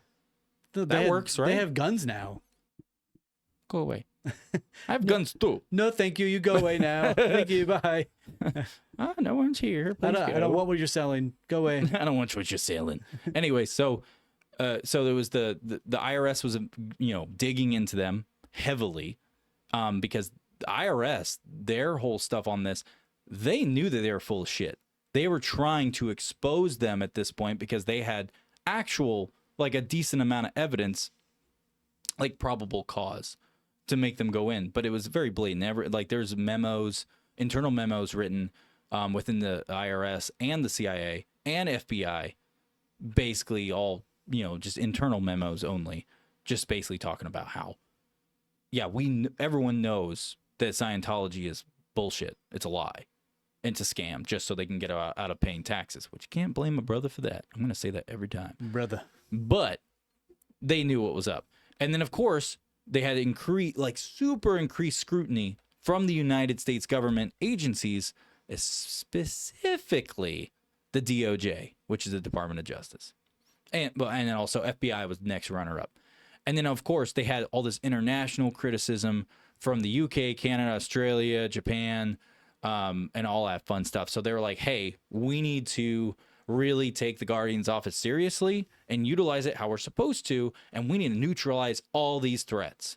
And just so you know, in Operation Snow White, during that time frame, if you look up, I got a little creative with my searches, and if you look up people who went missing who were government employees during that time frame, and then you look at the government employees that go missing and still never solved, just MIA. No one ever knew what happened. They're a missing person, never solved. There was literally almost 100 What the that hell? just went missing over an 8-year span. It's Yeah. probably because they were being found out, and then they were like, Most "We definitely. gotta take this dude out." Now, there's no evidence to prove that, but when you look at the numbers and you look at that time frame and you pinpoint that section of time, I mean, 1 plus, if it walks like a duck and quacks like a dog, It's got to be a dog. typically it's a dog. That's say dog? I did, yeah. Oh, it's a duck, dude. I mean that kind of goes without saying, considering, as we know, they'll do anything to suppress their knowledge. So if they are willing to kill people, all of these people going missing in the government offices, these links add up perfectly, right? It all adds up perfectly. Yep. So when Operation Snow White It's still kicked me. off, It's still me. Oh, sorry, go Damn, ahead. I look handsome. Hell yeah, dude.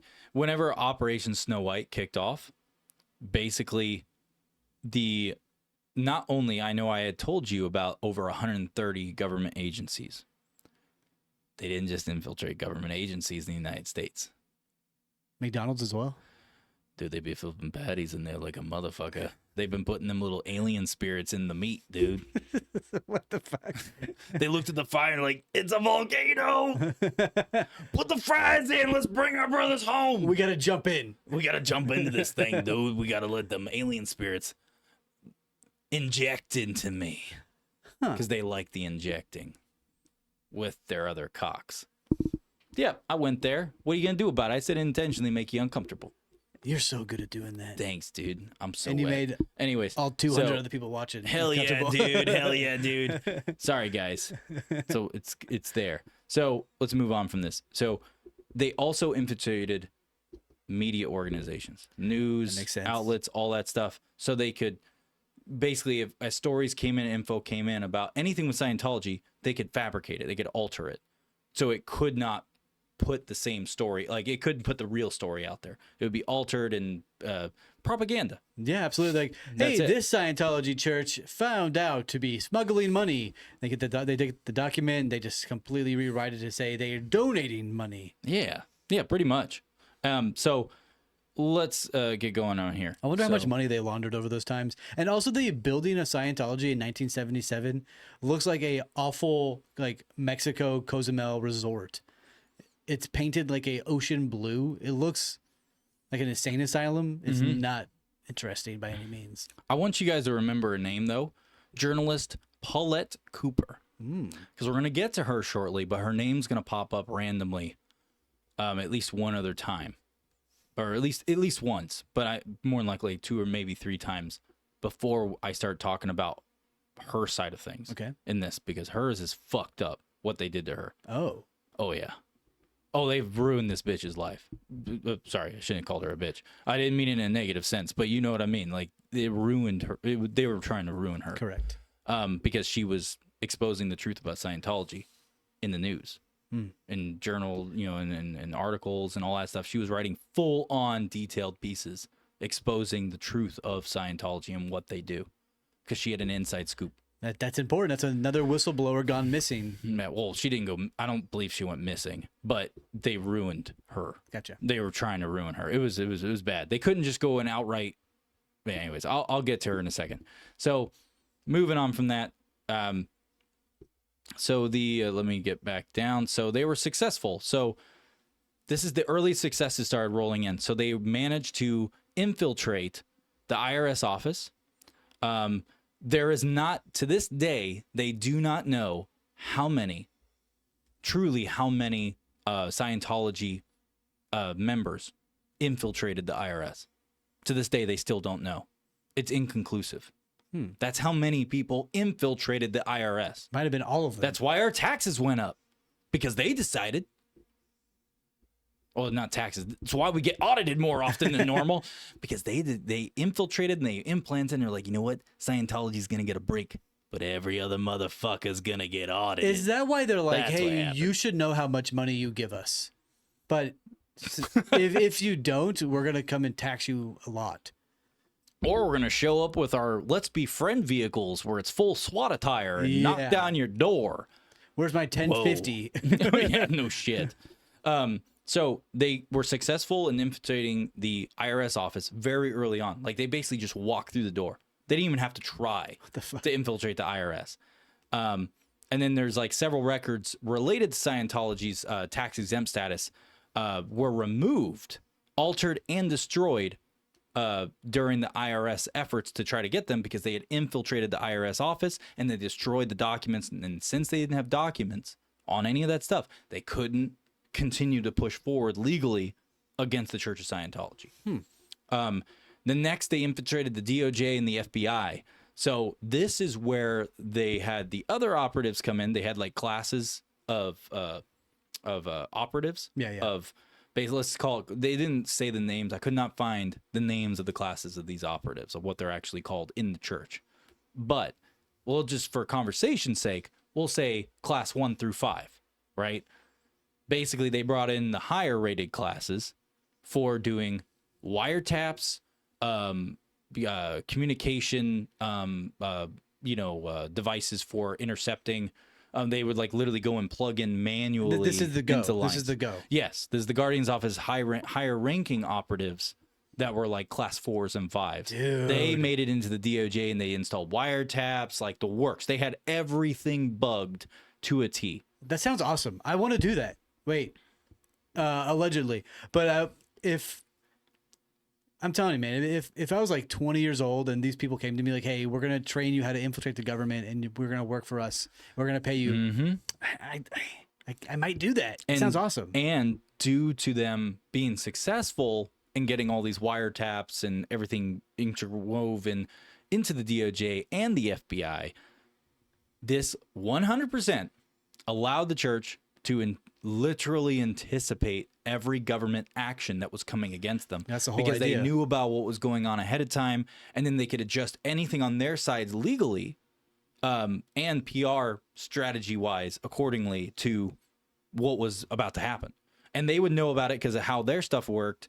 They were finding out about stuff like a month before it would happen, 3 weeks before it happened, because they would be talking about it behind closed doors where this shit's wiretapped. And then they go through their legal process that was taking several days here for this section part of it. And then this part, this phase. And then it's like, okay, cool. We got this thing. We got this warrant. Now we can go and do what we wanted to do for this, particular investigation we were doing for, let's say, the taxes or whatever, Gotcha. whatever it was they were pinpointing on. They knew how to strategically move around because they knew about it well in advance because they had all that. Dude, they infiltrated. I wasn't kidding when I said they did. They fully infiltrated. And to this day, they have not arrested. Like, there are unknown members who never got disclosed and never got arrested who are apparently in the United States government. Is this the largest spy operation that has been documented in the U.S. government? Yes. This is the largest infiltration that's ever happened in history. And it was some cult. It was a cult. Well, the cult is still alive today, right? So to quote one of my favorite video games in the last 8 years, Far Cry 5, them Peggies, dude. The goddamn Peggies up in there, dude. You gotta watch out from them cult-like motherfuckers. that's right. Hashtag fuck Jerry. So Why'd you put the camera on me after because that? I wanted to make sure that people saw your face. I'm not Jerry. Let's make that clear. So let's move on. So let's talk about some of the coordination and the oversight with it. So the operation was tightly managed by Mary Sue Hubbard, but it was being managed from the Los Angeles headquarters. The reason why originally they were doing it out of Florida. Gotcha. And then they moved it to Los Angeles. And the reason they moved it from Florida to Los Angeles, because it was a farther distance from DC. That's right. And they were like, let's get some motherfucking distance because these guys are just making like, a half a day trip and they're getting down here to us. Well, let's move farther away. So they did that. And then, of course, they had straight up, they made their own codes. They had not just code names. I'm talking about actual ciphers and shit. Oh, okay, where gotcha. they would do like coding with each other for secret messages back and forth to get everything communicated within the church from the operatives who were out in the field. Damn. Yeah, they went the whole 10 yards. The CIA needs to take a note from these people. Oh, yeah. Oh, I think they do. They probably are a part of it. Isn't Lynch one of them or something? Or Smith? Yeah, Smith. Yeah, that's Isn't definitely. Evan one of them or something? I don't know that guy. That's right. Your name's Billy. Bill. Anyways. But yeah, so they all use code names. So all of the people who had infiltrated the DOJ and the FBI and the IRS, they were all under fake names. Forged IDs, the works. Let me get to the next part. So that's not loading. That's weird. Oh, there we go. So by basically we'll just say 1973 because that is what is officially documented. It was happening before that. So use your imagination. It was probably happening around the earlier 70s instead of just 73, like 71, 72. Okay. So Operation Snow White moved from planning to execution, which ended up being 100% successful. So the time frame they had set up, they had planned on implementing it and actually moving forward from the testing stage, and planning stage. They had planned on doing it actually in like the mid 70s because they thought it was going to take much longer.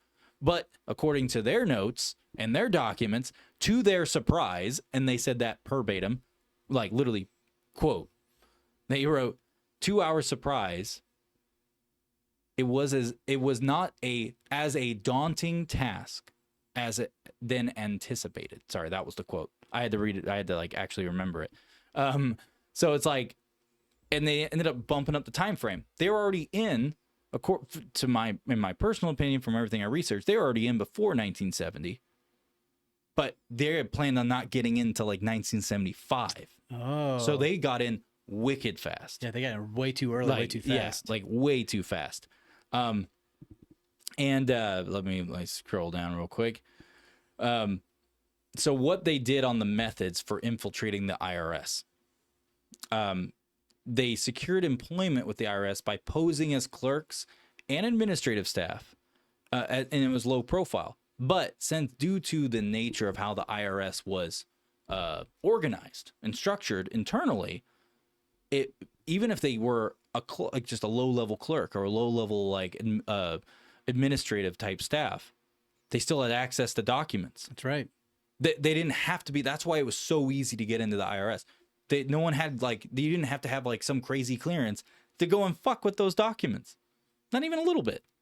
So they just waltzed right in the door, basically. They just applied like a normal Joe. Like, I just need a job. Just got a regular job in the IRS to then go ahead and manipulate all of the documents to say that they are doing everything above board. Yep. And not only did they, like, and, you know, in my little story I said at the beginning, how there's two dudes who stole keys and IDs. Yeah. Not only did they easily steal keys and IDs, but just to make sure that they were not discovered during that process, and I'll tell you a fun fact about that in about 10 seconds, they made sure to make copies of what they took, and then they put back the originals. Well, according to the documentation, they didn't have to even try to steal a key or a card. Apparently, they had so many copies of keys and cards for the IRS office just laying the fuck around. It's literally noted in one of the operatives' notes who was arrested and busted, basically saying, like, I don't see a point in even making a copy. No one cares.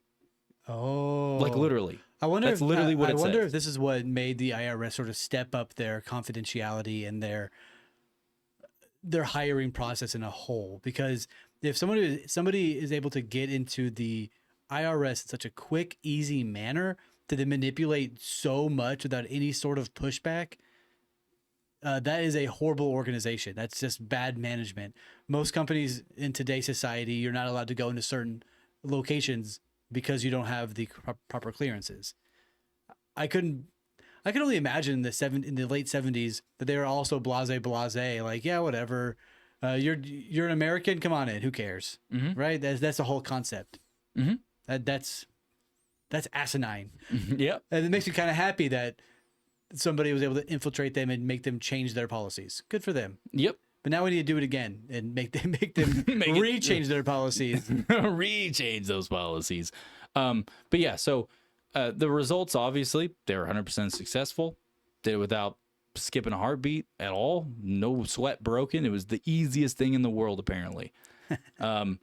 If only we lived back then. So yeah, and then so, you know, basically the final investigation on that part of what all they did to the IRS and the documents, basically numerous records were photographed, altered, completely just purged, gone. Like, they were like, hey, there's no altering this. Like, this, we don't want to risk even just altering it. We just want it to not exist. Damn. Because it was that bad. It didn't matter what you altered it to. It was still going to bring them knocking on your door, essentially. And they're like, fuck that. Just purge it. What the fuck are they going to do? Because this is back in the era, people, where it was physical paper, everything. There was no digital shit. Or at least not in the public sphere that we knew of. Of course. Behind closed doors. Remember, rule of thumb, 40 years. We're always 40 years behind on tech. And as we all know, that they had smartphones back then. And they had we already know that for a fact. Yeah, so they had hand scanners to check who you were just by the fingerprints and whatnot. The bone measurements in your hand. Absolutely. Thank you, Bob Lazar, for blowing the whistle on that. But there, go ahead. No, yeah, just saying, if it's all paper documented, it's relatively easy to go grab it and just throw it away, and they'll never find it again. Yeah. Now let's get into the infiltration of the DOJ and the FBI. So the wiretapping operations, like I said, they sent out higher-ranking operatives to go out and actually do this part. And what they did is they planted listening devices into particular DOJ offices. Now, some were kaput, and they realized that they weren't going to get any fruit from it. And so they ended up doing a unprecedented, non-planned, pretty much operation within the operation, mission, basically, that was not part of the original line out, where they had to redo the wiretaps. Yeah, well, they had to take it upon themselves because they had no way to communicate out, because there was a little bit of heat going on in certain areas, and they didn't have a way to viably go and basically like send out a communication without it potentially being. They got so bold in those later years. That was like remotely in the beginning, not even halfway. Like 75? What are you talking about? Like 73. Oh, wow. That's the guy right at the beginning. Or 74. Gotcha. Okay. Because you said that they had to redo the wiretaps. Yes. So they had them in for like a year. Then they found out it was like not, they were weren't still good getting enough. hit with things that they didn't know about. It wasn't being said. They're like, all right, we obviously have it in the wrong office. So we they have it in the wanted wrong more. place. They wanted more Yeah. information. I see. They wanted to be more accurate and blah, blah, blah. Dang, these people were really sneaky. Yep. They were really well thought out, it sounds like, for an 8-year project to go so well. Yo, man, you guys may make fun of them meth heads down the street in that trailer with the aluminum foil up in the windows. Man, but those dudes are little chemists, dude. They smart. They know how to make some shit. It's not good shit. I mean, not to me. But to Evan here it is. Well, I do not condone any sort of drug use, methamphetamine, heroin, opiate sort of usage. I do not condone any of that. But you do need to go support your local trailer park. They have a lot of good barbecues, a lot of good times out there. I do recommend you calling the police on any sort of methamphetamine manufacturer out there, although they may be some smart kitty cats, but you better be careful around them. You understand? I'm not going to lie. I kind of hated everything you just said. That's Everything, unfortunate. because you started talking about how listing off all them good drugs, and I was like, well, there goes my Saturday night. I don't condone any of that usage. Yeah, you do. Look at me, dog. You do. I do not. I got good teeth. I got Nah, good. it's because you over there sucking on that old molasses. Sucking on molasses. Molasses. What does molasses have to do with my teethers? Because you confuse it with meth all the time. I don't do none of that shit. What are you talking about? You do it all the time. Dude, I saw this dude. He was over there huffing paint the other day, too. He grabbed that fucking paper bag, and he's like, he ran over to his wife, and he was like, yo, baby, where's your nail? Your nail remover paint. How did you see that? I've been huffing it through my butt like a pig. Like, I mean, we all know 30% of mammals can breathe through their butt, and I wanted to try it. Yeah, that's a fun fact Evan disclosed to us what was it, last week? Yeah, last week. Last week, it turns out they did a study if animals can breathe through their butt And humans are one while of their them. head's submerged underwater with a tube going into their butt. And humans are one of And them. humans are one of them. So if you're ever drowning, carry a tube in your backpack. To start sucking shove it in your ass. Start sucking in air. Screw having a lifeline. Have an emergency life-saving air tube that you keep inserted into the rectum. They call it the keister cannon. You got the keister cannon on standby, ready to go all times of day. I thought they called it the Cycle Plus ass. Cycle plus ass? Yeah. Well, it was going to be like Cycle Airflow Plus and then Ass Edition. But then I said, fuck it, let's just throw it all together. Whoa, all right. I do love a good ass, though. Who doesn't like a good, juicy butt? For me, it would be on a woman. Thank you for clarifying. Like, we talked about the Cuban gay bomb. They dropped one here in the studio. Hey, Evan, how's it going? In the studio? Oh no. How you doing? It's not a full moon. There's no werewolf out right now. Lycanthropy's real. We all know lycanthropy is a pseudonym for being gay, much like the UFC. So let's move on. Let's move on. So escalation of the tactics. Basically, the initial operations yielded some of the some decent results, but the Guardian's office escalated its efforts to disrupt all of the critics and expand its overall influence. Like I said, their goal was to be permanently assimilated into the government. That was their goal. By the end of it. Was Romney a Scientologist? Mitt Romney? I don't believe so. I think, Isn't he Mormon? yeah, I'm pretty sure he's a Mormon. LDS, I believe. Not FLDS. But anyways, let's keep going on this. So they escalate all these tactics because you had a bunch of legal harassment was going because they were getting bombarded with lawsuits that were literally designed to drain all of their financial resources. They were getting smashed with lawsuits. I believe it. And then, and the goal with that was to intimidate them into just shutting the fuck up and just taking it for what it is. That was the whole point because they're like, listen, we know you're full of shit. So we're going to do this. But there was also smear campaigns going where basically you had like government officials and journalists, and what they were, sorry, let me reword that. I totally just like screwed that up. Biffed it. Yeah. So negative information about government officials and journalists was fabricated and leaked to damage their credibility. So that was the smear campaigns they were running. Because they infiltrated all those media agencies. So they were running all of their propaganda too. Smart. To try to like combat it.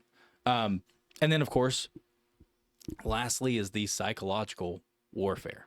aspect. The classic psychological warfare. I'm gonna grab me another genius. Yeah, can you grab me one, please? Yeah. So basically, what they would do is they would use everything from anonymous threats all the way to literally fabricated fake evidence. And then just there's literally like a plethora of other manipulative tactics they used. The list, like there was literally like over 50 things listed that they were doing. And all of them are honestly equally as effective. It just depends on what your objective is. You know, is it a smear campaign? Is it a fake legal harassment to psychological warfare? You know, it really just depends. So the turning point, which was the heavily increased risk, which this is in 1975. Gotcha. This caused a lot of increased risk and exposure, and basically the sheer volume of operations and the number of personnel that were involved in this from the Scientology. Basically, it was just too many people in one basket. Too many moving parts, right? Yeah, there was too many moving parts. There was too many people involved because we're talking a lot of people. I don't even have an exact number, but I can tell you right now, it was more than I think it was like just over 200 operatives were spread across not even all 130. We're talking like 60 of them. So if you think of the total number, there's way more than that. Yeah, while you were chatting, I looked up how many people were involved in the Guardian's office via the Church of Scientology, infiltrating the U.S. government and other governments around the world, and it was over 5,000 members. Mm-hmm. There's over 5,000 members associated with any government around the world. And is that now currently? No, that was back in 1975. Yeah, and Before like they I got said, raided. that number's not 100% accurate either. I believe it. Yeah, absolutely. That's like because I came across something similar to that. I'm talking about the people that were roped in and involved, the 100 and whatever people. That was just in the United States, and that was only in 60 of the deals, and those were confirmed. But there's also investigative reports where they talk about how basically just literally saying that like, hey, there's this many people we know of, but to be completely honest, we know there's more than that. We just have no fucking clue who they are. Oh yeah, they had lawyers, attorney generals. Was within those like 60 agencies. That's not the whole 130. So they even had number is skewed. They were even in the state of California's government to manipulate the taxes that they would have to pay and different things like that. That they could then pass laws to build things that other people couldn't build, take land that other people couldn't take. Yeah, it was all a conspiratorial overthrow of these governments. Well, let's just say when people do this kind of thing and you've got an entity that's like, hey, we're going to do these large scale things. We're like, we're that put together all this stuff, blah, blah, blah. Well, turns out part of the reason they got busted was from within. Oh, no shit. Yeah, because so basically. Was it Tom Cruise? Was it Sandy? Oh, the Travolta. Yeah, that's Travolta. Yeah, that's Travolta. But I don't think so. I don't know. I have no fucking idea. Tom Cruise is like, hey man, Scientology's cool. I'm not in the closet now. South Park reference. Anyway, so some Go operatives. Thank you for the announcement. You're welcome. Express concerns about the legality and ethics of the missions. So basically what was going on is that internally with Scientology in the Guardian's office, we had not just like low, like when I say low ranking, I'm meaning like class 1, class 2 type operatives. We're talking about high ranking operatives. So like class 4 and class 5, the ones who were the top, they were the ones questioning shit. And the moment they start doing that, you know how it is, like morale, and you start saying those things, it's like telephone game, like rumors get around and word starts to spread. It gets changed and altered and manipulated. And that's essentially what happened with them. Yeah. They got killed by the telephone game, dude. And that's why it's important to keep your very high value confidential secrets. Just that. Yeah, just shut the fuck up about it. Even when you're with the people. First rule of Fight Club. Don't talk about it, dude. Oh, I would have been fired. Yeah, you already lost the game. I was about to say, we talk about it. No, you talk don't. about it at least once. We have the Bible right over here. It says, Jesus Christ, don't talk about it. It says, Jesus Christ, don't talk about it. Anyway, so, and then, of course, from the external kind of like observations of everything going on, when the internal complications going on, they were observing, or basically external observations, they from outside of the church. They were seeing unusual patterns of behavior. Security breaches began drawing the attention of federal agencies, though it would take some time. It really ended up taking time for these suspicions that they were seeing with these security, like random low-level security breaches They got happening. so confident. Yeah, they got ballsy, guys. Yep. They got ballsy. So where to go? While he's looking for this, I'm going to take this brief moment to make sure that everybody who's watching, thank you very much for tuning in tonight. We are here pretty much every Friday at 7 p.m. on X. Make sure you follow, like, subscribe, tell your friends, make your grandma listen to this. Play it over the loudspeaker at Walmart. Force everybody you know, your neighbors. Play it on the boombox during the barbecue you're having this weekend. Just let everybody listen to the sounds of our succulent voices. And if you ever want to reach out to us, send us a DM. Email us over at smartlyuneducated@gmail.com, because it is indeed a real email. It's a real email. It's a very real email. We will reach out back out to you. We will talk to you. We love anybody who wants to talk to us. So feel free. Please. If you have any questions, you want to make fun of us, you want to tell us how good we're doing, just reach out anyhow. But yeah, anyhow. If you want to sponsor us, please reach out. Yeah, we'll take any sponsorship. Hell yeah. So let's get back into the Operation Snow White, and now we're going to talk about the operation failures and what caused them. And this is where the juice. Is this a new Operation Failure? No. Oh, gotcha. It might as well have been called that. They initially successful getting into the IRS, right? Infiltrating at the beginning. Well, they got ballsy because they really need to retrieve particular tax records that were not held at the office they had already infiltrated, like one of the main hubs. Gotcha. It was at a different location, and so they got really ballsy with it, and they're like, we got to get in there and get this. So in 1976, 1 year before the end of everything, operatives Gerald Wolf and Michael Meisner were caught breaking into the IRS office in Washington, D.C. And call back to my storytelling, you guys got to see the animation of the cop catching those two fuckers. That's who it was. It was Gerald Wolf and Michael Meisner. They were caught breaking the IRS office in Washington, D.C. during a mission to retrieve tax records. And this is how it went wrong. Wolf and Meisner aroused suspicion by lingering in restricted areas for extended periods amount of time after hours. So these two dumbasses were so fucking bold and so confident and just so overly just too ahead of themselves. Decided, no one's going to notice, dude. We've been doing this for years. No one's going to notice if we go and like stand over in this fully restricted area outside of hours that's very exposed and in the open to the security team at night. No one's gonna know. We're totally hidden. Look at our badges, our keys. We're supposed to be here. We belong here. Wrong. They got busted. Good. I mean, if you get so ballsy and arrogant that you're going to be just walking around willy-nilly in these places, you're going to get busted. As simple as that. Mm-hmm. So, Michael Meisner. Oh, sorry. Before I go into Michael Meisner. So, when the security guard stopped them, the only reason the security guard was successful at stopping them was because he was armed. He had a gun. Interesting. Whenever he saw them, he addressed the two people that he was suspicious about. And he was like, hey, something don't see right about you guys being in this restricted area.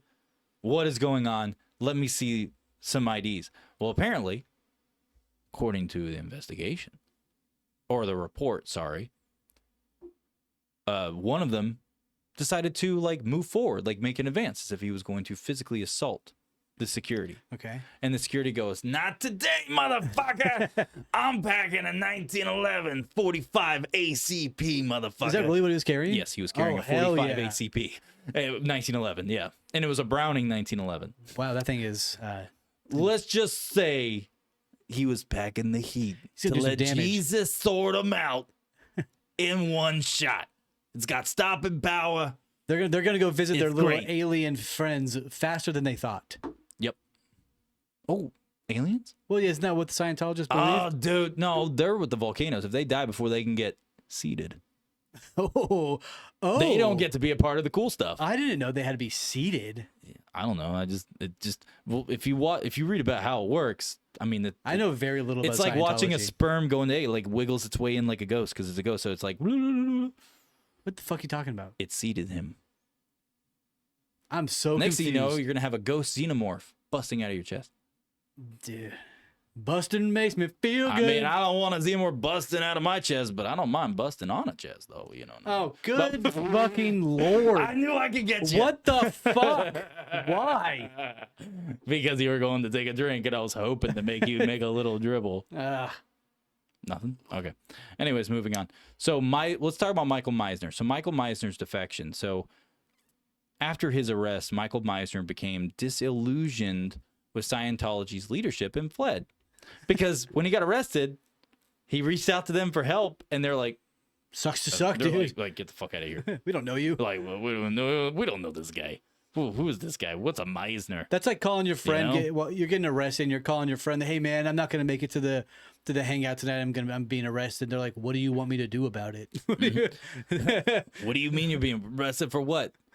For the thing. What thing?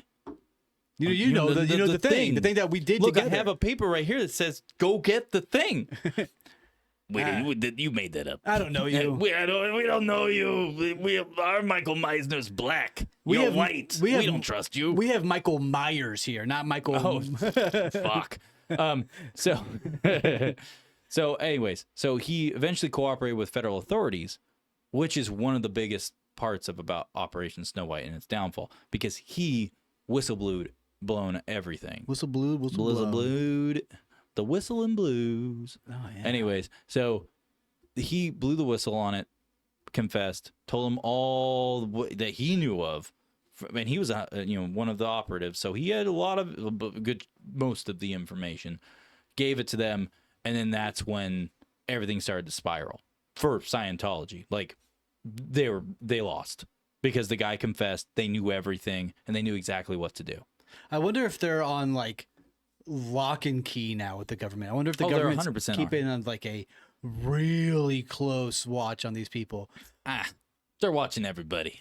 Of course they are, but people can still infiltrate a organization now. I wonder if the Scientology community in a whole is being watched significantly more because of this event. I'm sure they are. I if you dig into enough documents, now granted, there's nothing within the past like 15 years, but there's a plethora of documents on almost every single organized religion. Correct, I knew that. From the CIA, of them basically monitoring all of these churches. They have to. Yeah. So it's like they were doing it. I'm sure they upped their ante 100%. And that's why we're starting our religion. Smartly uneducated together. In uneducation, we praise. To become Smartly. To become Is that better? dumber No? together against tyranny. Smartly.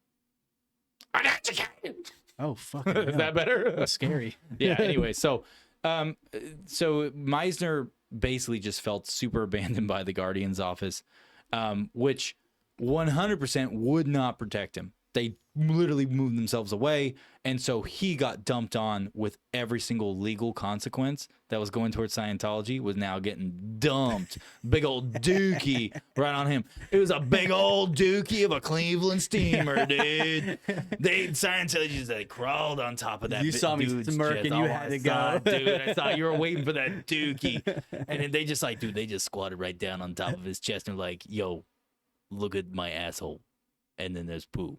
And then the dookie went down. Was it Fred Durst? Left with it. Yeah. Was it?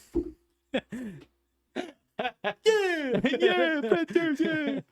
Anyways, so his defection, 100%, it just exposed the full scope of Scientology's operations, and then which led to the FBI's involvement of them being able to get aggressive with the situation and actually take it by the reins. So now, the increased operation visibility across across it. So the sheer scale and frequency of the Guardian Office's operation made them basically literally impossible to conceal at this point. There's no concealing it. And basically the patterns of break-ins, the missing files, the wiretaps, all started becoming found. Like they started finding the wiretaps, taps. They started realizing, oh my God, this file's missing. Well, this file's missing. This file's missing. Especially when branches of particular agencies start communicating with other locations of the same branch. Yeah. And like, wait, your files on Scientology are missing too? Your files are missing on Scientology too?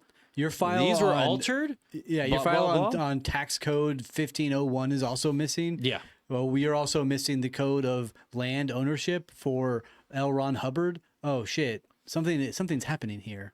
Yeah. Yeah. And that's literally how it played out. No more to it. Absolute buffoons. Absolute buffoons. So, the volume of stolen documents were so extensive that to this day, it is the highest number of documents to just go missing from the government. Like more than any other secret program they were doing that we know about that's somewhat documented. Bigger than MK Ultra going missing. I mean, I don't know. I don't know how much documents are in there because they fucking torched it all, except for a few stragglers that survived. So, you know, you never know. There's probably only one page that's missing. A quarter of a page. Yeah, a quarter of a page. The one sentence that said Ben and Evan did it. And I was like, wait. dude, you can't MK Ultra me. Yes, I can. McUltra. The chair is blue. And the sky is turquoise. Is that what? Is that what was that? Is that what Michelob Is that Ultra what happens when you get taken over by a secret programming? Yeah, I'm never going to activate that. Mine makes me come. Dude, activate it as many times as you can for me. I'm having a great Just keep saying time. it. Dude, it's going to turn me on and off over and over, literally and metaphorically speaking. So anyways, the incomplete erasers of everything. So they're trying to erase all the incriminating records, all that stuff. Unfortunately, they weren't that great at deleting all the files that they touched. So they would go and grab a file and they go to purge it, but they didn't stick around to make sure it burned all the way. So they were finding halfway burnt files that were old. Like we're talking about like they were burned a while ago. 60. They just never finished burning them. What the fuck? Yeah, this is what I was meaning by untrained spies training untrained They're spies. really dumb. Yeah. They're really dumb. They got way too confident with their pseudo ways of training for that. Like, hey, Steven, go grab that file in the DOD and throw it away. No, okay, I'll just waltz in there and grab it over and over and over again. Now, we do have quite a bit of unanswered questions with this whole situation. One is, what is the full scope of L. Ron Hubbard's involvement in everything? There's no telling at all. I personally, I'm talking about in documentation. Of course, I understand. And what they did. Personally, I don't think he was involved as much as the fake document tried to allude. And of course, they got exposed that it was made by a Scientologist, every single one of them. But the thing is that like I think L. Ron was involved, but by any means was he the mastermind in any capacity. Because when you look at all the memos that were seized in a raid that happened on Scientology headquarters at when all this came to fruition, which that's the last thing I'm going to talk about, which is pretty brief. But the thing is that when that all transpired, the Church of Scientology had no fucking idea that they were showing up. Huh. They did a great job because they figured out the wiretaps. They figured out all this stuff. They kept it very quiet and hush hush, and then would start having fake conversations in the rooms with the wiretaps and misconstruing what they really were going to do. That's top level manipulation. Yeah, you think you can do psychological warfare? Have you met the government, dude? We made MK Ultra. We invented You think you can do psychological this warfare. shit to us? No, dude, we invented it. We made it. We are gods of MK Ultra. That's what they think. Well, I mean, when it comes to manipulating the masses, they're pretty fucking good at it. Fucking good at And they've it. been doing it for a long, long time. They are. Thank you, Skull and Bones. Oh fuck, the fucking skull and bones. But yeah, so what they chose to do was just name him an unindicted co-conspirator, and internal documents suggest he was aware. And this is from their reportings. That's the only reason I'm reading it. He was aware and directed certain aspects of their operation. I don't really think he did that either.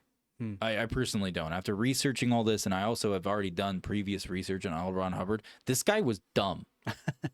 Like, legitimately dumb. The only reason Scientology became what it was because of his previous ex-wives. Interesting. Yeah, they were the ones. The women that he married in the first go-arounds and the current go-around at that time were all significantly smarter than him. And also had better penmanship. Okay. I wonder if they... Because he's the worst author in the world. I wonder if they stuck around after the fact, that they got divorced and they were still in the Scientology after the fact. You know, I'm not going to touch on his first two wives because I've researched them, but I can't remember some of the information on top of my head. No, there's some conspiracy shit in there.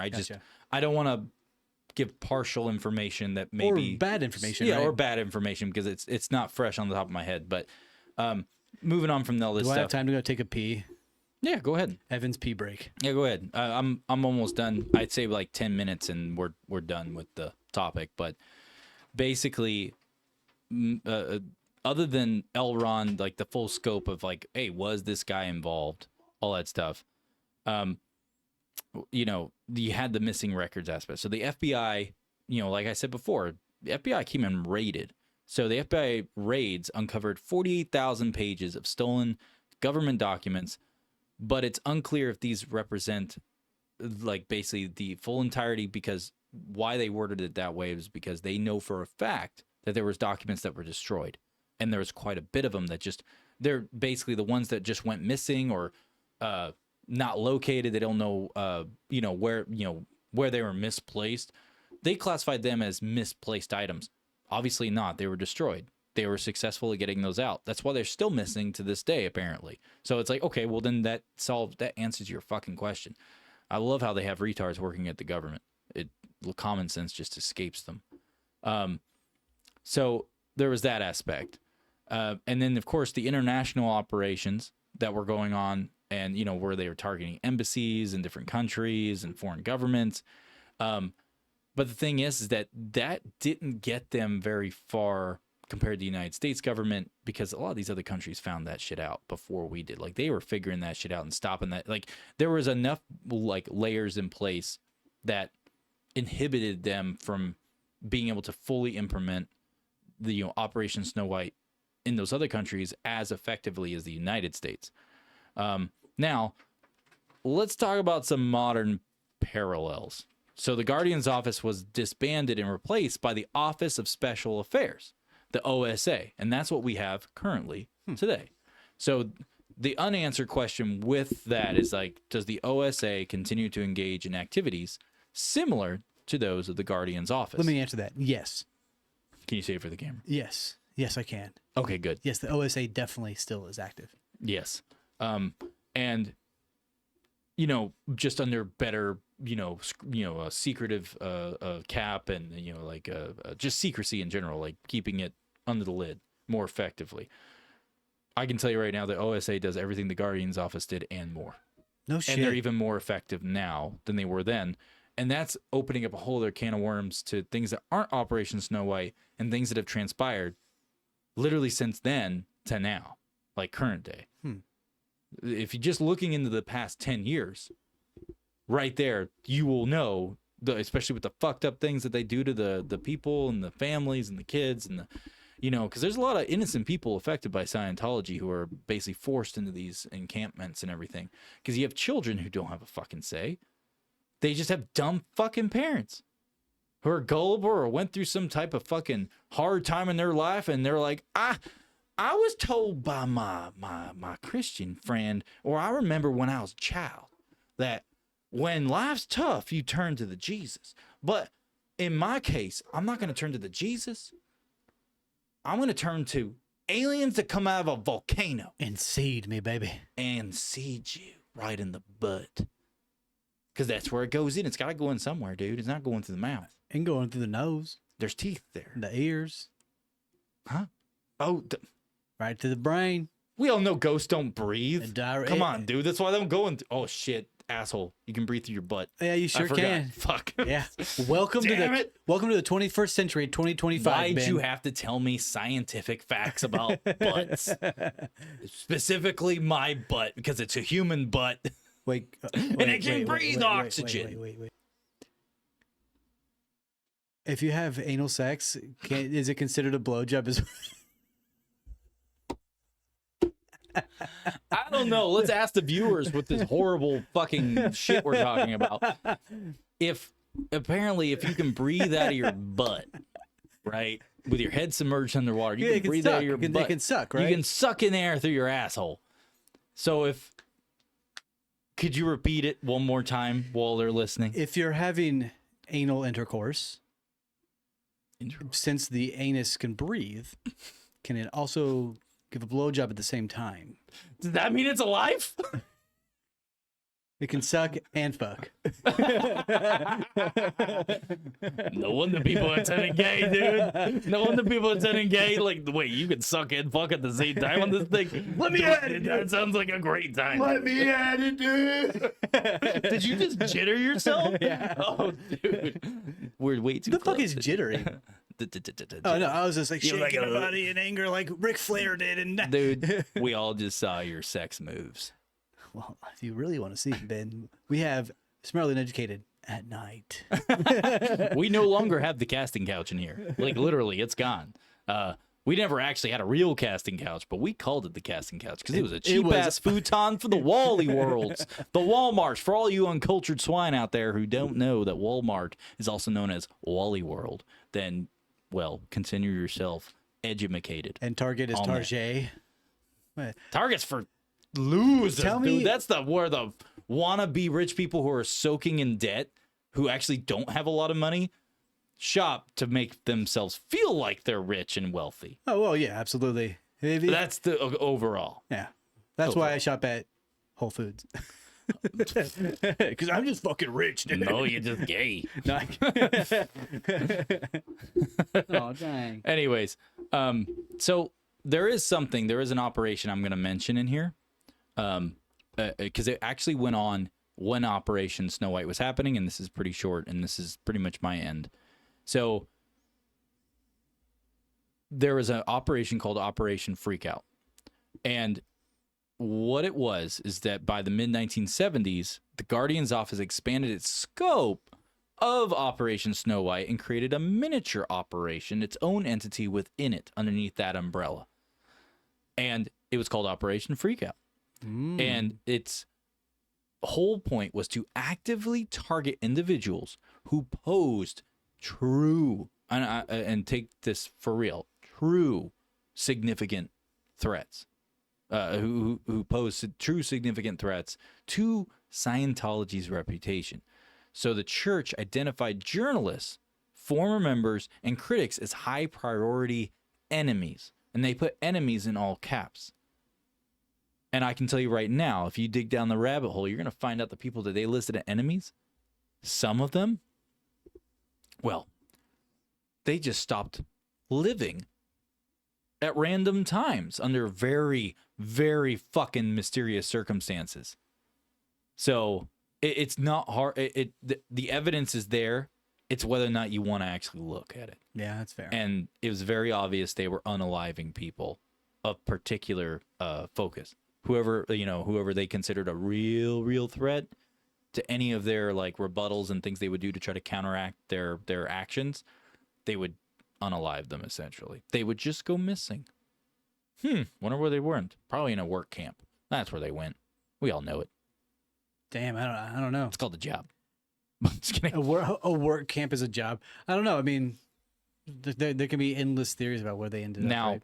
Operation Freakout. Now, remember how I mentioned Paulette Cooper? Yeah, I did. This is my last little bit, and it's about her. Operation Freakout was solely focused around Paulette Cooper. Originally, it wasn't just about her. It was about any other people like her.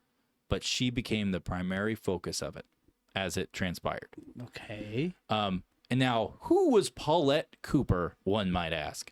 Paulette Cooper was a journalist and author whose 1971 book, The Scandal of Scientology, this book directly exposed a whole fucking bunch of Scientology's secret practices, financial biddings and what they do with their finances, and then treatment of its of its members with actual like people, where she got to speak with people who went through it, who were managed to escape, and she got firsthand insight on it, and she did. So her work received like insane widespread attention, and then of course it drew a lot of like a from the church, right?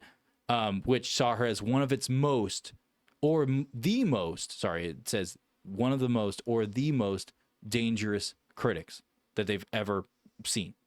So they took it very seriously. But due to her being who she wasn't so easy to just go and murder or make disappear. Yeah, she's a huge public figure, right? Mm-hmm. So what their objectives were with her was to discredit and neutralize. That's verbatim what it said in the file. Discredit and neutralize Paulette Cooper, frame her for criminal activity, including violent threats to tarnish her credibility, and then intimidate her into silence or drive her to a psychological collapse. Damn. That was the entire focus. That's Okay. what it shifted to, and that's all they did. Well, they were so scared of being caught, right? Mm-hmm. And as we all know, they would do anything to not be put against the law. So making her scared, making her go through psychological breakdowns and fear mongering her is only the iceberg. As you said, they probably wanted to just kill her with all the other hundreds of bodies that went missing during the reign of Scientology in our government. Mm-hmm. Paulette got very lucky in that sense. Good for her for being a public figure and a well-known journalist, right? She's a journalist. Yep. So let me give you what happened to her. Her life got ruined for a good amount of time. And personally, after reading through it all, I don't think it ever recovered at all. It kind of ruined her. Wow, they really put a smear campaign on her. They really ruined her. It's unfortunate. And the truth came out later. And all. Anyways, let me get to that. So, but the damage was already done. It's too late, right? Yeah. So this is the things that they did to her. They forged bomb threats and mailed them to government offices, making it appear as though Cooper had sent them. These letters contain phrases and direct, like we're talking really well-crafted writing styles that almost flawlessly, like basically, like if you were to look at it with the naked eye, you could not tell it was not Cooper. That's how well it was done. Well, they were perfecting the idea of doing any sort of legal documents, right? Yep. They talked about that. So they also would go and plant evidence. They planted evidence on her as well. What they did is they went and planted false documents in Cooper's home that would link her to the bomb plots. But then they also would plant bomb materials, parts that would be used in the bombs that supposedly she was making. No fucking shit. They planted all that shit. Now, the last on the psychological warfare side of things, she literally was under relentless harassment, including everything from like continuous phone calls all through the night to like threats and they then were lawsuits. scared. They were scared. Oh yeah, and then agents attempt to have her committed to a mental institution by spreading rumors about her instability while also doing all of the other things that they were doing against her. Well, also they were in the government position, so they can force these things upon you, and even if it's not true, right? That is why they were so good at it. They had became so much power. They were the mob. Yeah. They were the mob. Yeah. And so the outcome of all this is that and this is the sad part. I actually feel for Paulette Cooper on this. Paulette Cooper was indicted on criminal charges based on the forged evidence, coming dangerously close to like literally like multiple life sentences. Oh my God. She endured years. We're talking years of legal battles, bro. She's still alive. Financial strain and emotional distress before she was finally exonerated. And they were like, yeah, you did nothing wrong. You were like, someone else was doing this the whole time. They finally acknowledged it, but nothing really came of that. That was in 1986. He was exonerated, by the way. And the truth emerged during the FBI's raid of Scientology offices in 1977, where documents detailing Operation Freakout were uncovered. Like I said, they had no idea these raids were about to happen. They did a very good job of keeping it under Scientology's The raid is radar. awesome. Yeah. And they raided in, and Operation Freakout, they found the paperwork and documents and stuff of their plans for Operation Freakout, which literally showed and outlined everything that Paulette Cooper supposedly had done. And it was on documents that were dated and stamped and filed and everything well before Operation, or before they ever did it to her. So it was like, or before she supposedly did these acts. And so like the truth came out and blah, blah, blah. But it took years. Even though the truth came out, it literally took basically almost a whole other 10 years before she got exonerated. Let that sink in, everyone. All the bullshit with legal, the court systems, and then you get evidence that comes out that like a video that shows your innocence, and they ignore it.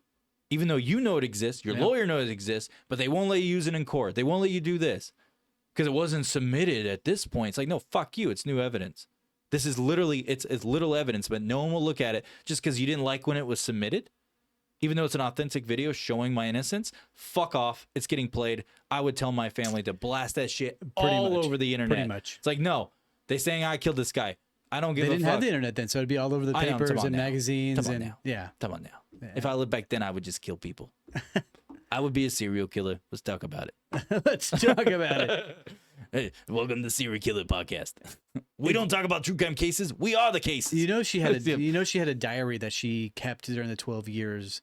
I do know about the diary. I did not get into the diary though. I did not go. It's very fascinating. I know it was on my to-do list. I just didn't have a chance to like jump over to it and do that. Is there anything else you wanted to add on that before I switch it back over to me? No, there was a piece of it that I wanted to read that was related to her harassment from the Scientology group, related to the gun incidents, her flagging child molestation within the Scientology community, all sorts of these horrific incidents that they were doing. I'm trying to find a specific one, not necessarily related to the bomb threats that they would blame her on and so on and so forth. But yep. So I can't seem to find it right now. It's all good. So that's what happened with Paulette. Luckily, she did win in the end, but it ruined her shit. Like she got so fucked over. Like it ruined her career. The works. Like it's horrible what happened to her. She was betrayed by a person named Jerry. Are you serious? I swear. Are you serious right now? I'm very serious. Are you fucking serious right now? Part 19 of my diary, Betrayal by Jerry. Fuck Jerry! I fucking knew it! Jerry! Jerry's a... I'm going to say the word. Jerry's a cunt. Ah! Jerry's a cunt! No, don't ruin it for me! Damn it! Yes! Sorry, I had to say it, but hashtag fuck Jerry. And that's not hashtag FUCKJERRY. It's all caps FCKJERRY. Because I like the way that Cody wrote hashtag fuck Jerry. FVCK? What? He puts FVCK. Oh, I've been putting FCK. Well, looks how much I pay attention. Shit. Yeah, it's a great time. It's a great time. So let's wrap this up. So the other, they did target other people. So the other people and groups and individuals that were targeted during Operation Freakout were defectors. One. Arturo, I know. Fuck Jerry. Hashtag fuck Jerry. What was Arturo here? Yeah. Yo, Arturo. my boy's in the house, Arturo. That boy Arturo. Yeah, he's the whitest Mexican you ever meet, but I love that man. He's the greatest dude ever. I'm allowed to say that because I'm his bud. I'm his dude. We're not gay. Arturo, stop being gay for me. I can feel you through the camera. I can feel you rubbing your nipples. Stop it. And we just lost every viewer. No! It's okay. You guys are just you hate us because you anus. Isn't that anus? They hate us because you anus. Because you breathe through your anus. Because you fuck. You hate us because you breathe through your anus. There you go. Anyways, so the defectors were the main ones that were targeted as well. So which they would label them so as people who left Scientology, and then they would immediately be labeled as suppressive persons, SPs, and became targets of surveillance, intimidation, and just harassment of all kinds. Same stuff they were doing to Paulette. Yep. They were attempting to do the SPs.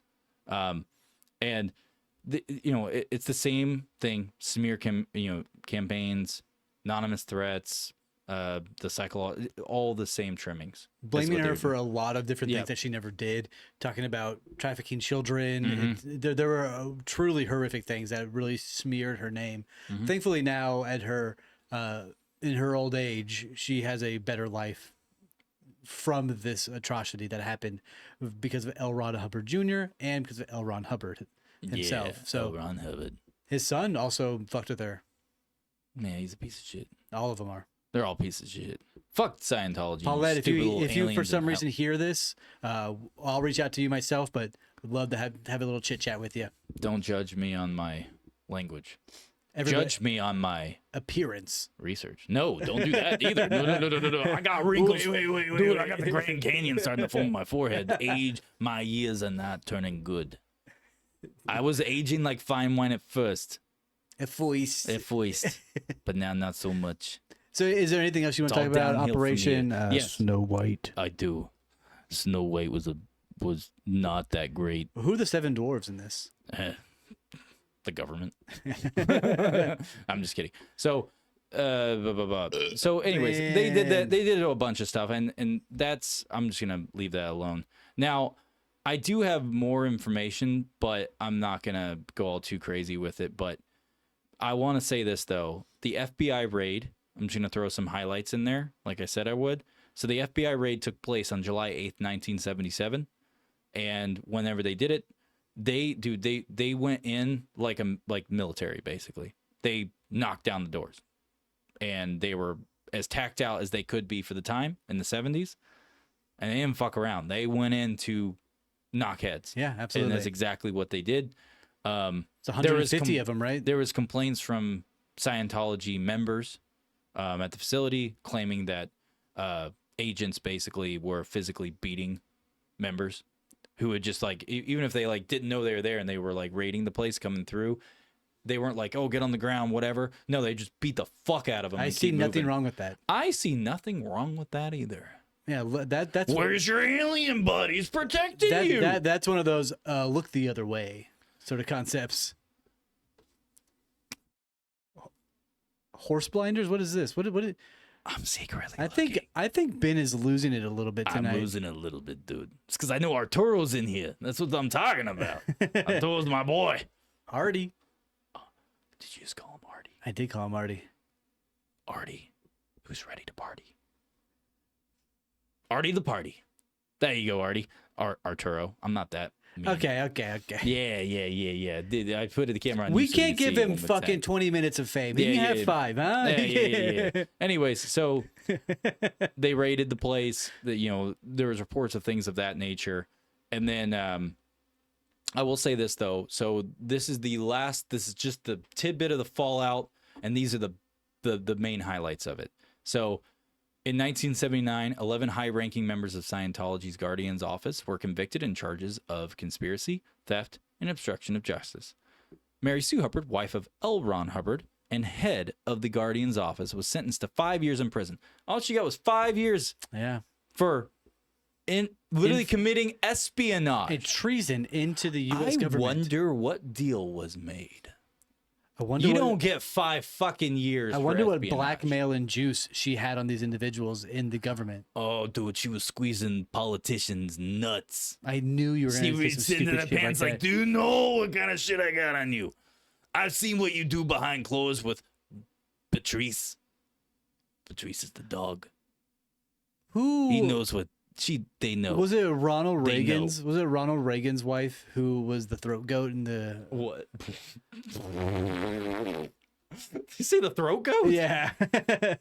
You talking in the foot long hot dog? Greatest of all time sort of thing, where she was giving blowies to everybody in office. Damn.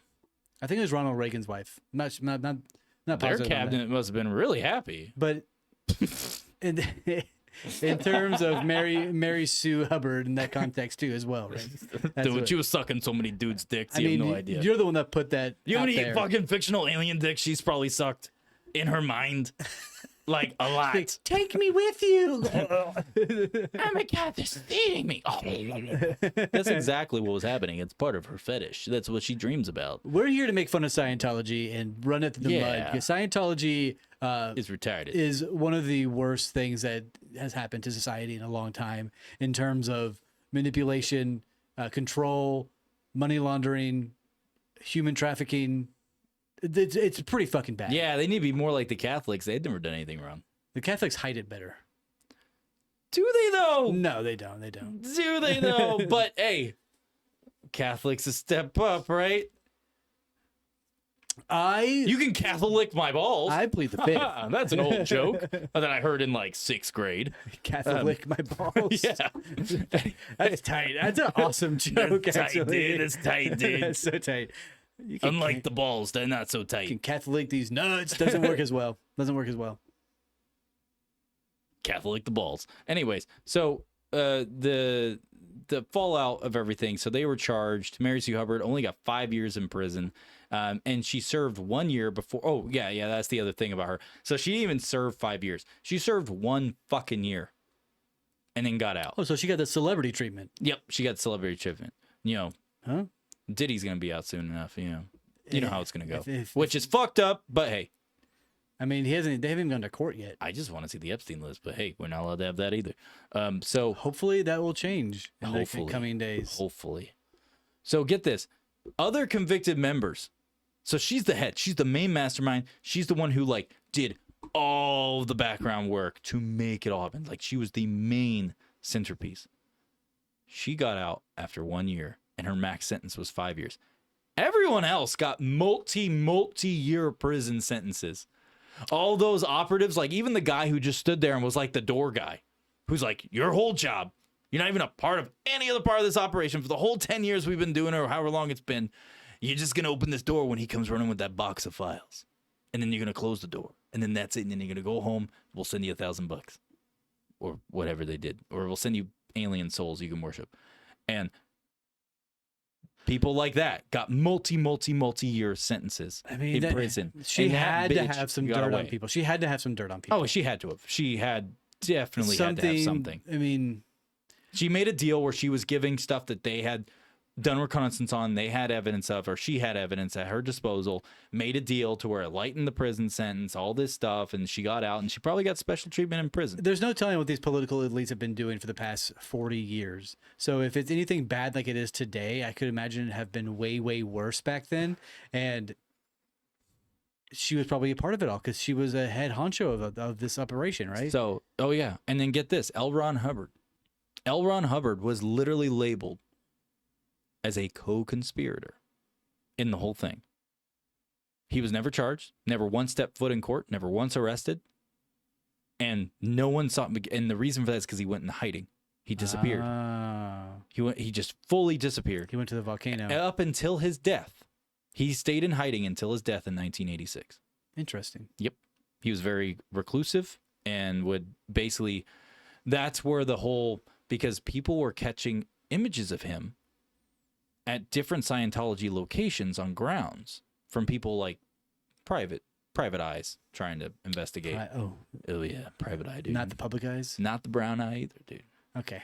So with that being said, they got photos. There was photos showing up of people getting a photo of him at one compound, like literally one day. And then they would see another photo show up literally the next day that was taken that day of L. Ron at a different compound that was far as fuck away. And they were monitoring the compound that he was at currently, or at least they thought he was at. And there's like, how did he leave? We just got a picture of him the other day. How is he over at that location? We've been monitoring everything that goes in and out. Yep. And that's where the narrative of interconnecting tunnels between certain Scientology locations supposedly may exist. Now, there's no evidence of it. Like, there's no document to show that. So I have to say supposedly, right? But unless they have teleportation technology, because I mean, if they were the aliens, dude, Orion Wars. Dude, if they were if they were really far up in the ranks of the government, they probably had technology that they shouldn't have access to. You know, Yeah, dude. They are the aliens. that's an idea right there for you. Does that mean their church was right? That's a thinker. No, No, not even close. No, it does not. So obviously the impact on the church, and this is my last little bit, is that they ended up reorganizing the whole church, the whole structure after everything got exposed.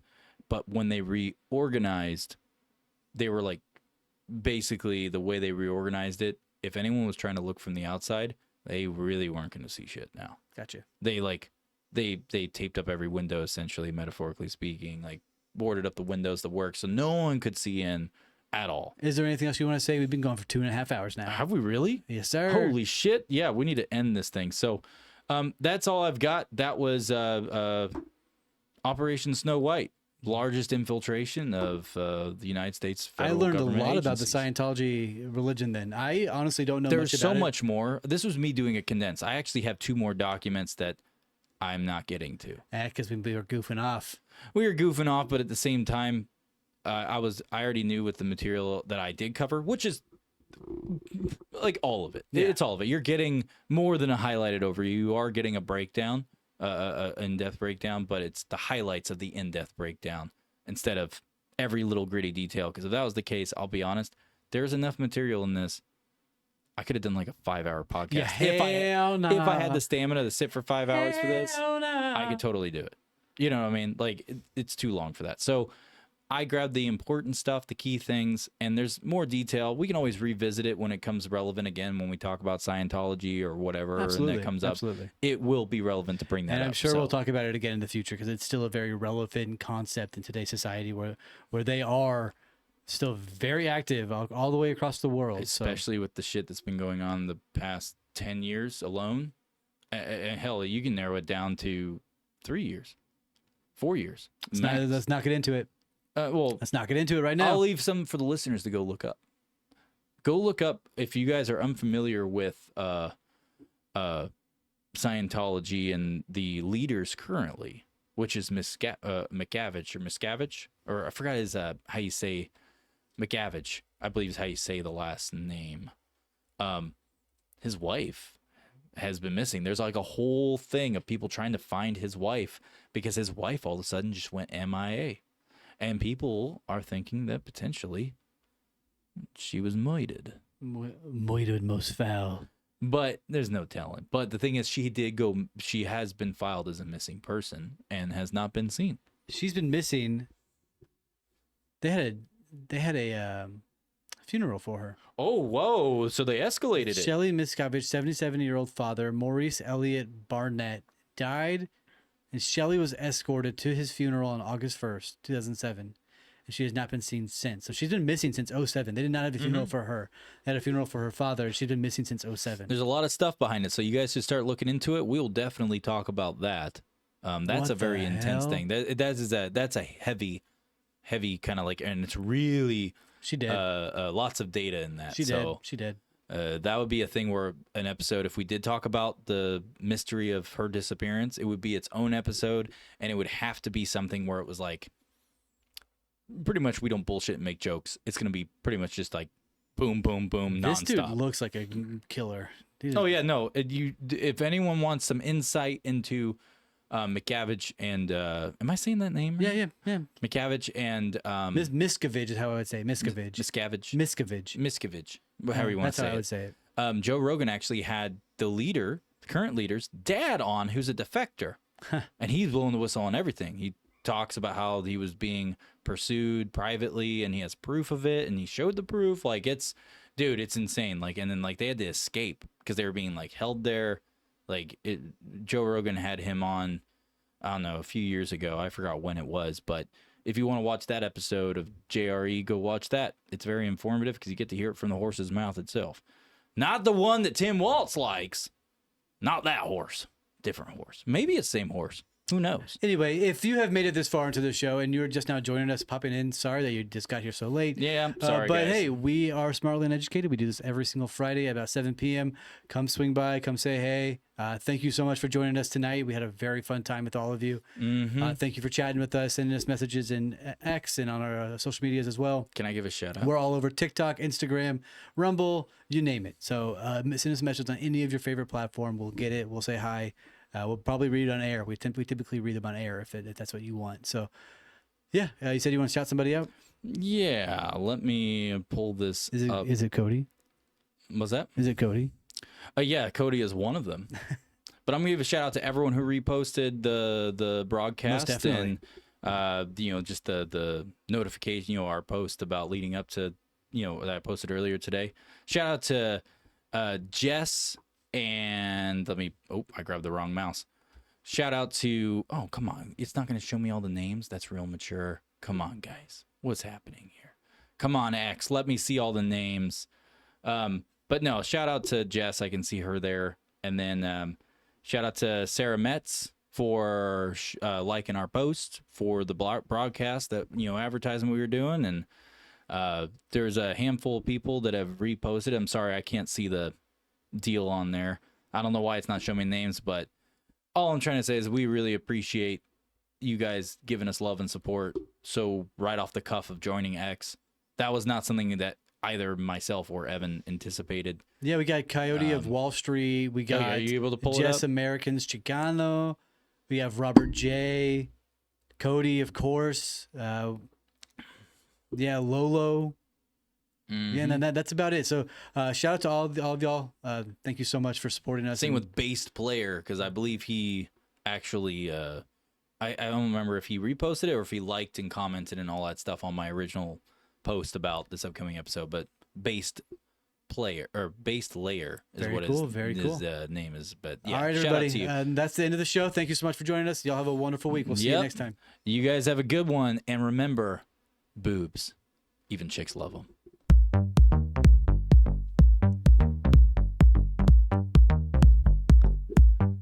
Boobs are good. Oh, yeah. Shake it. Boobs are nice.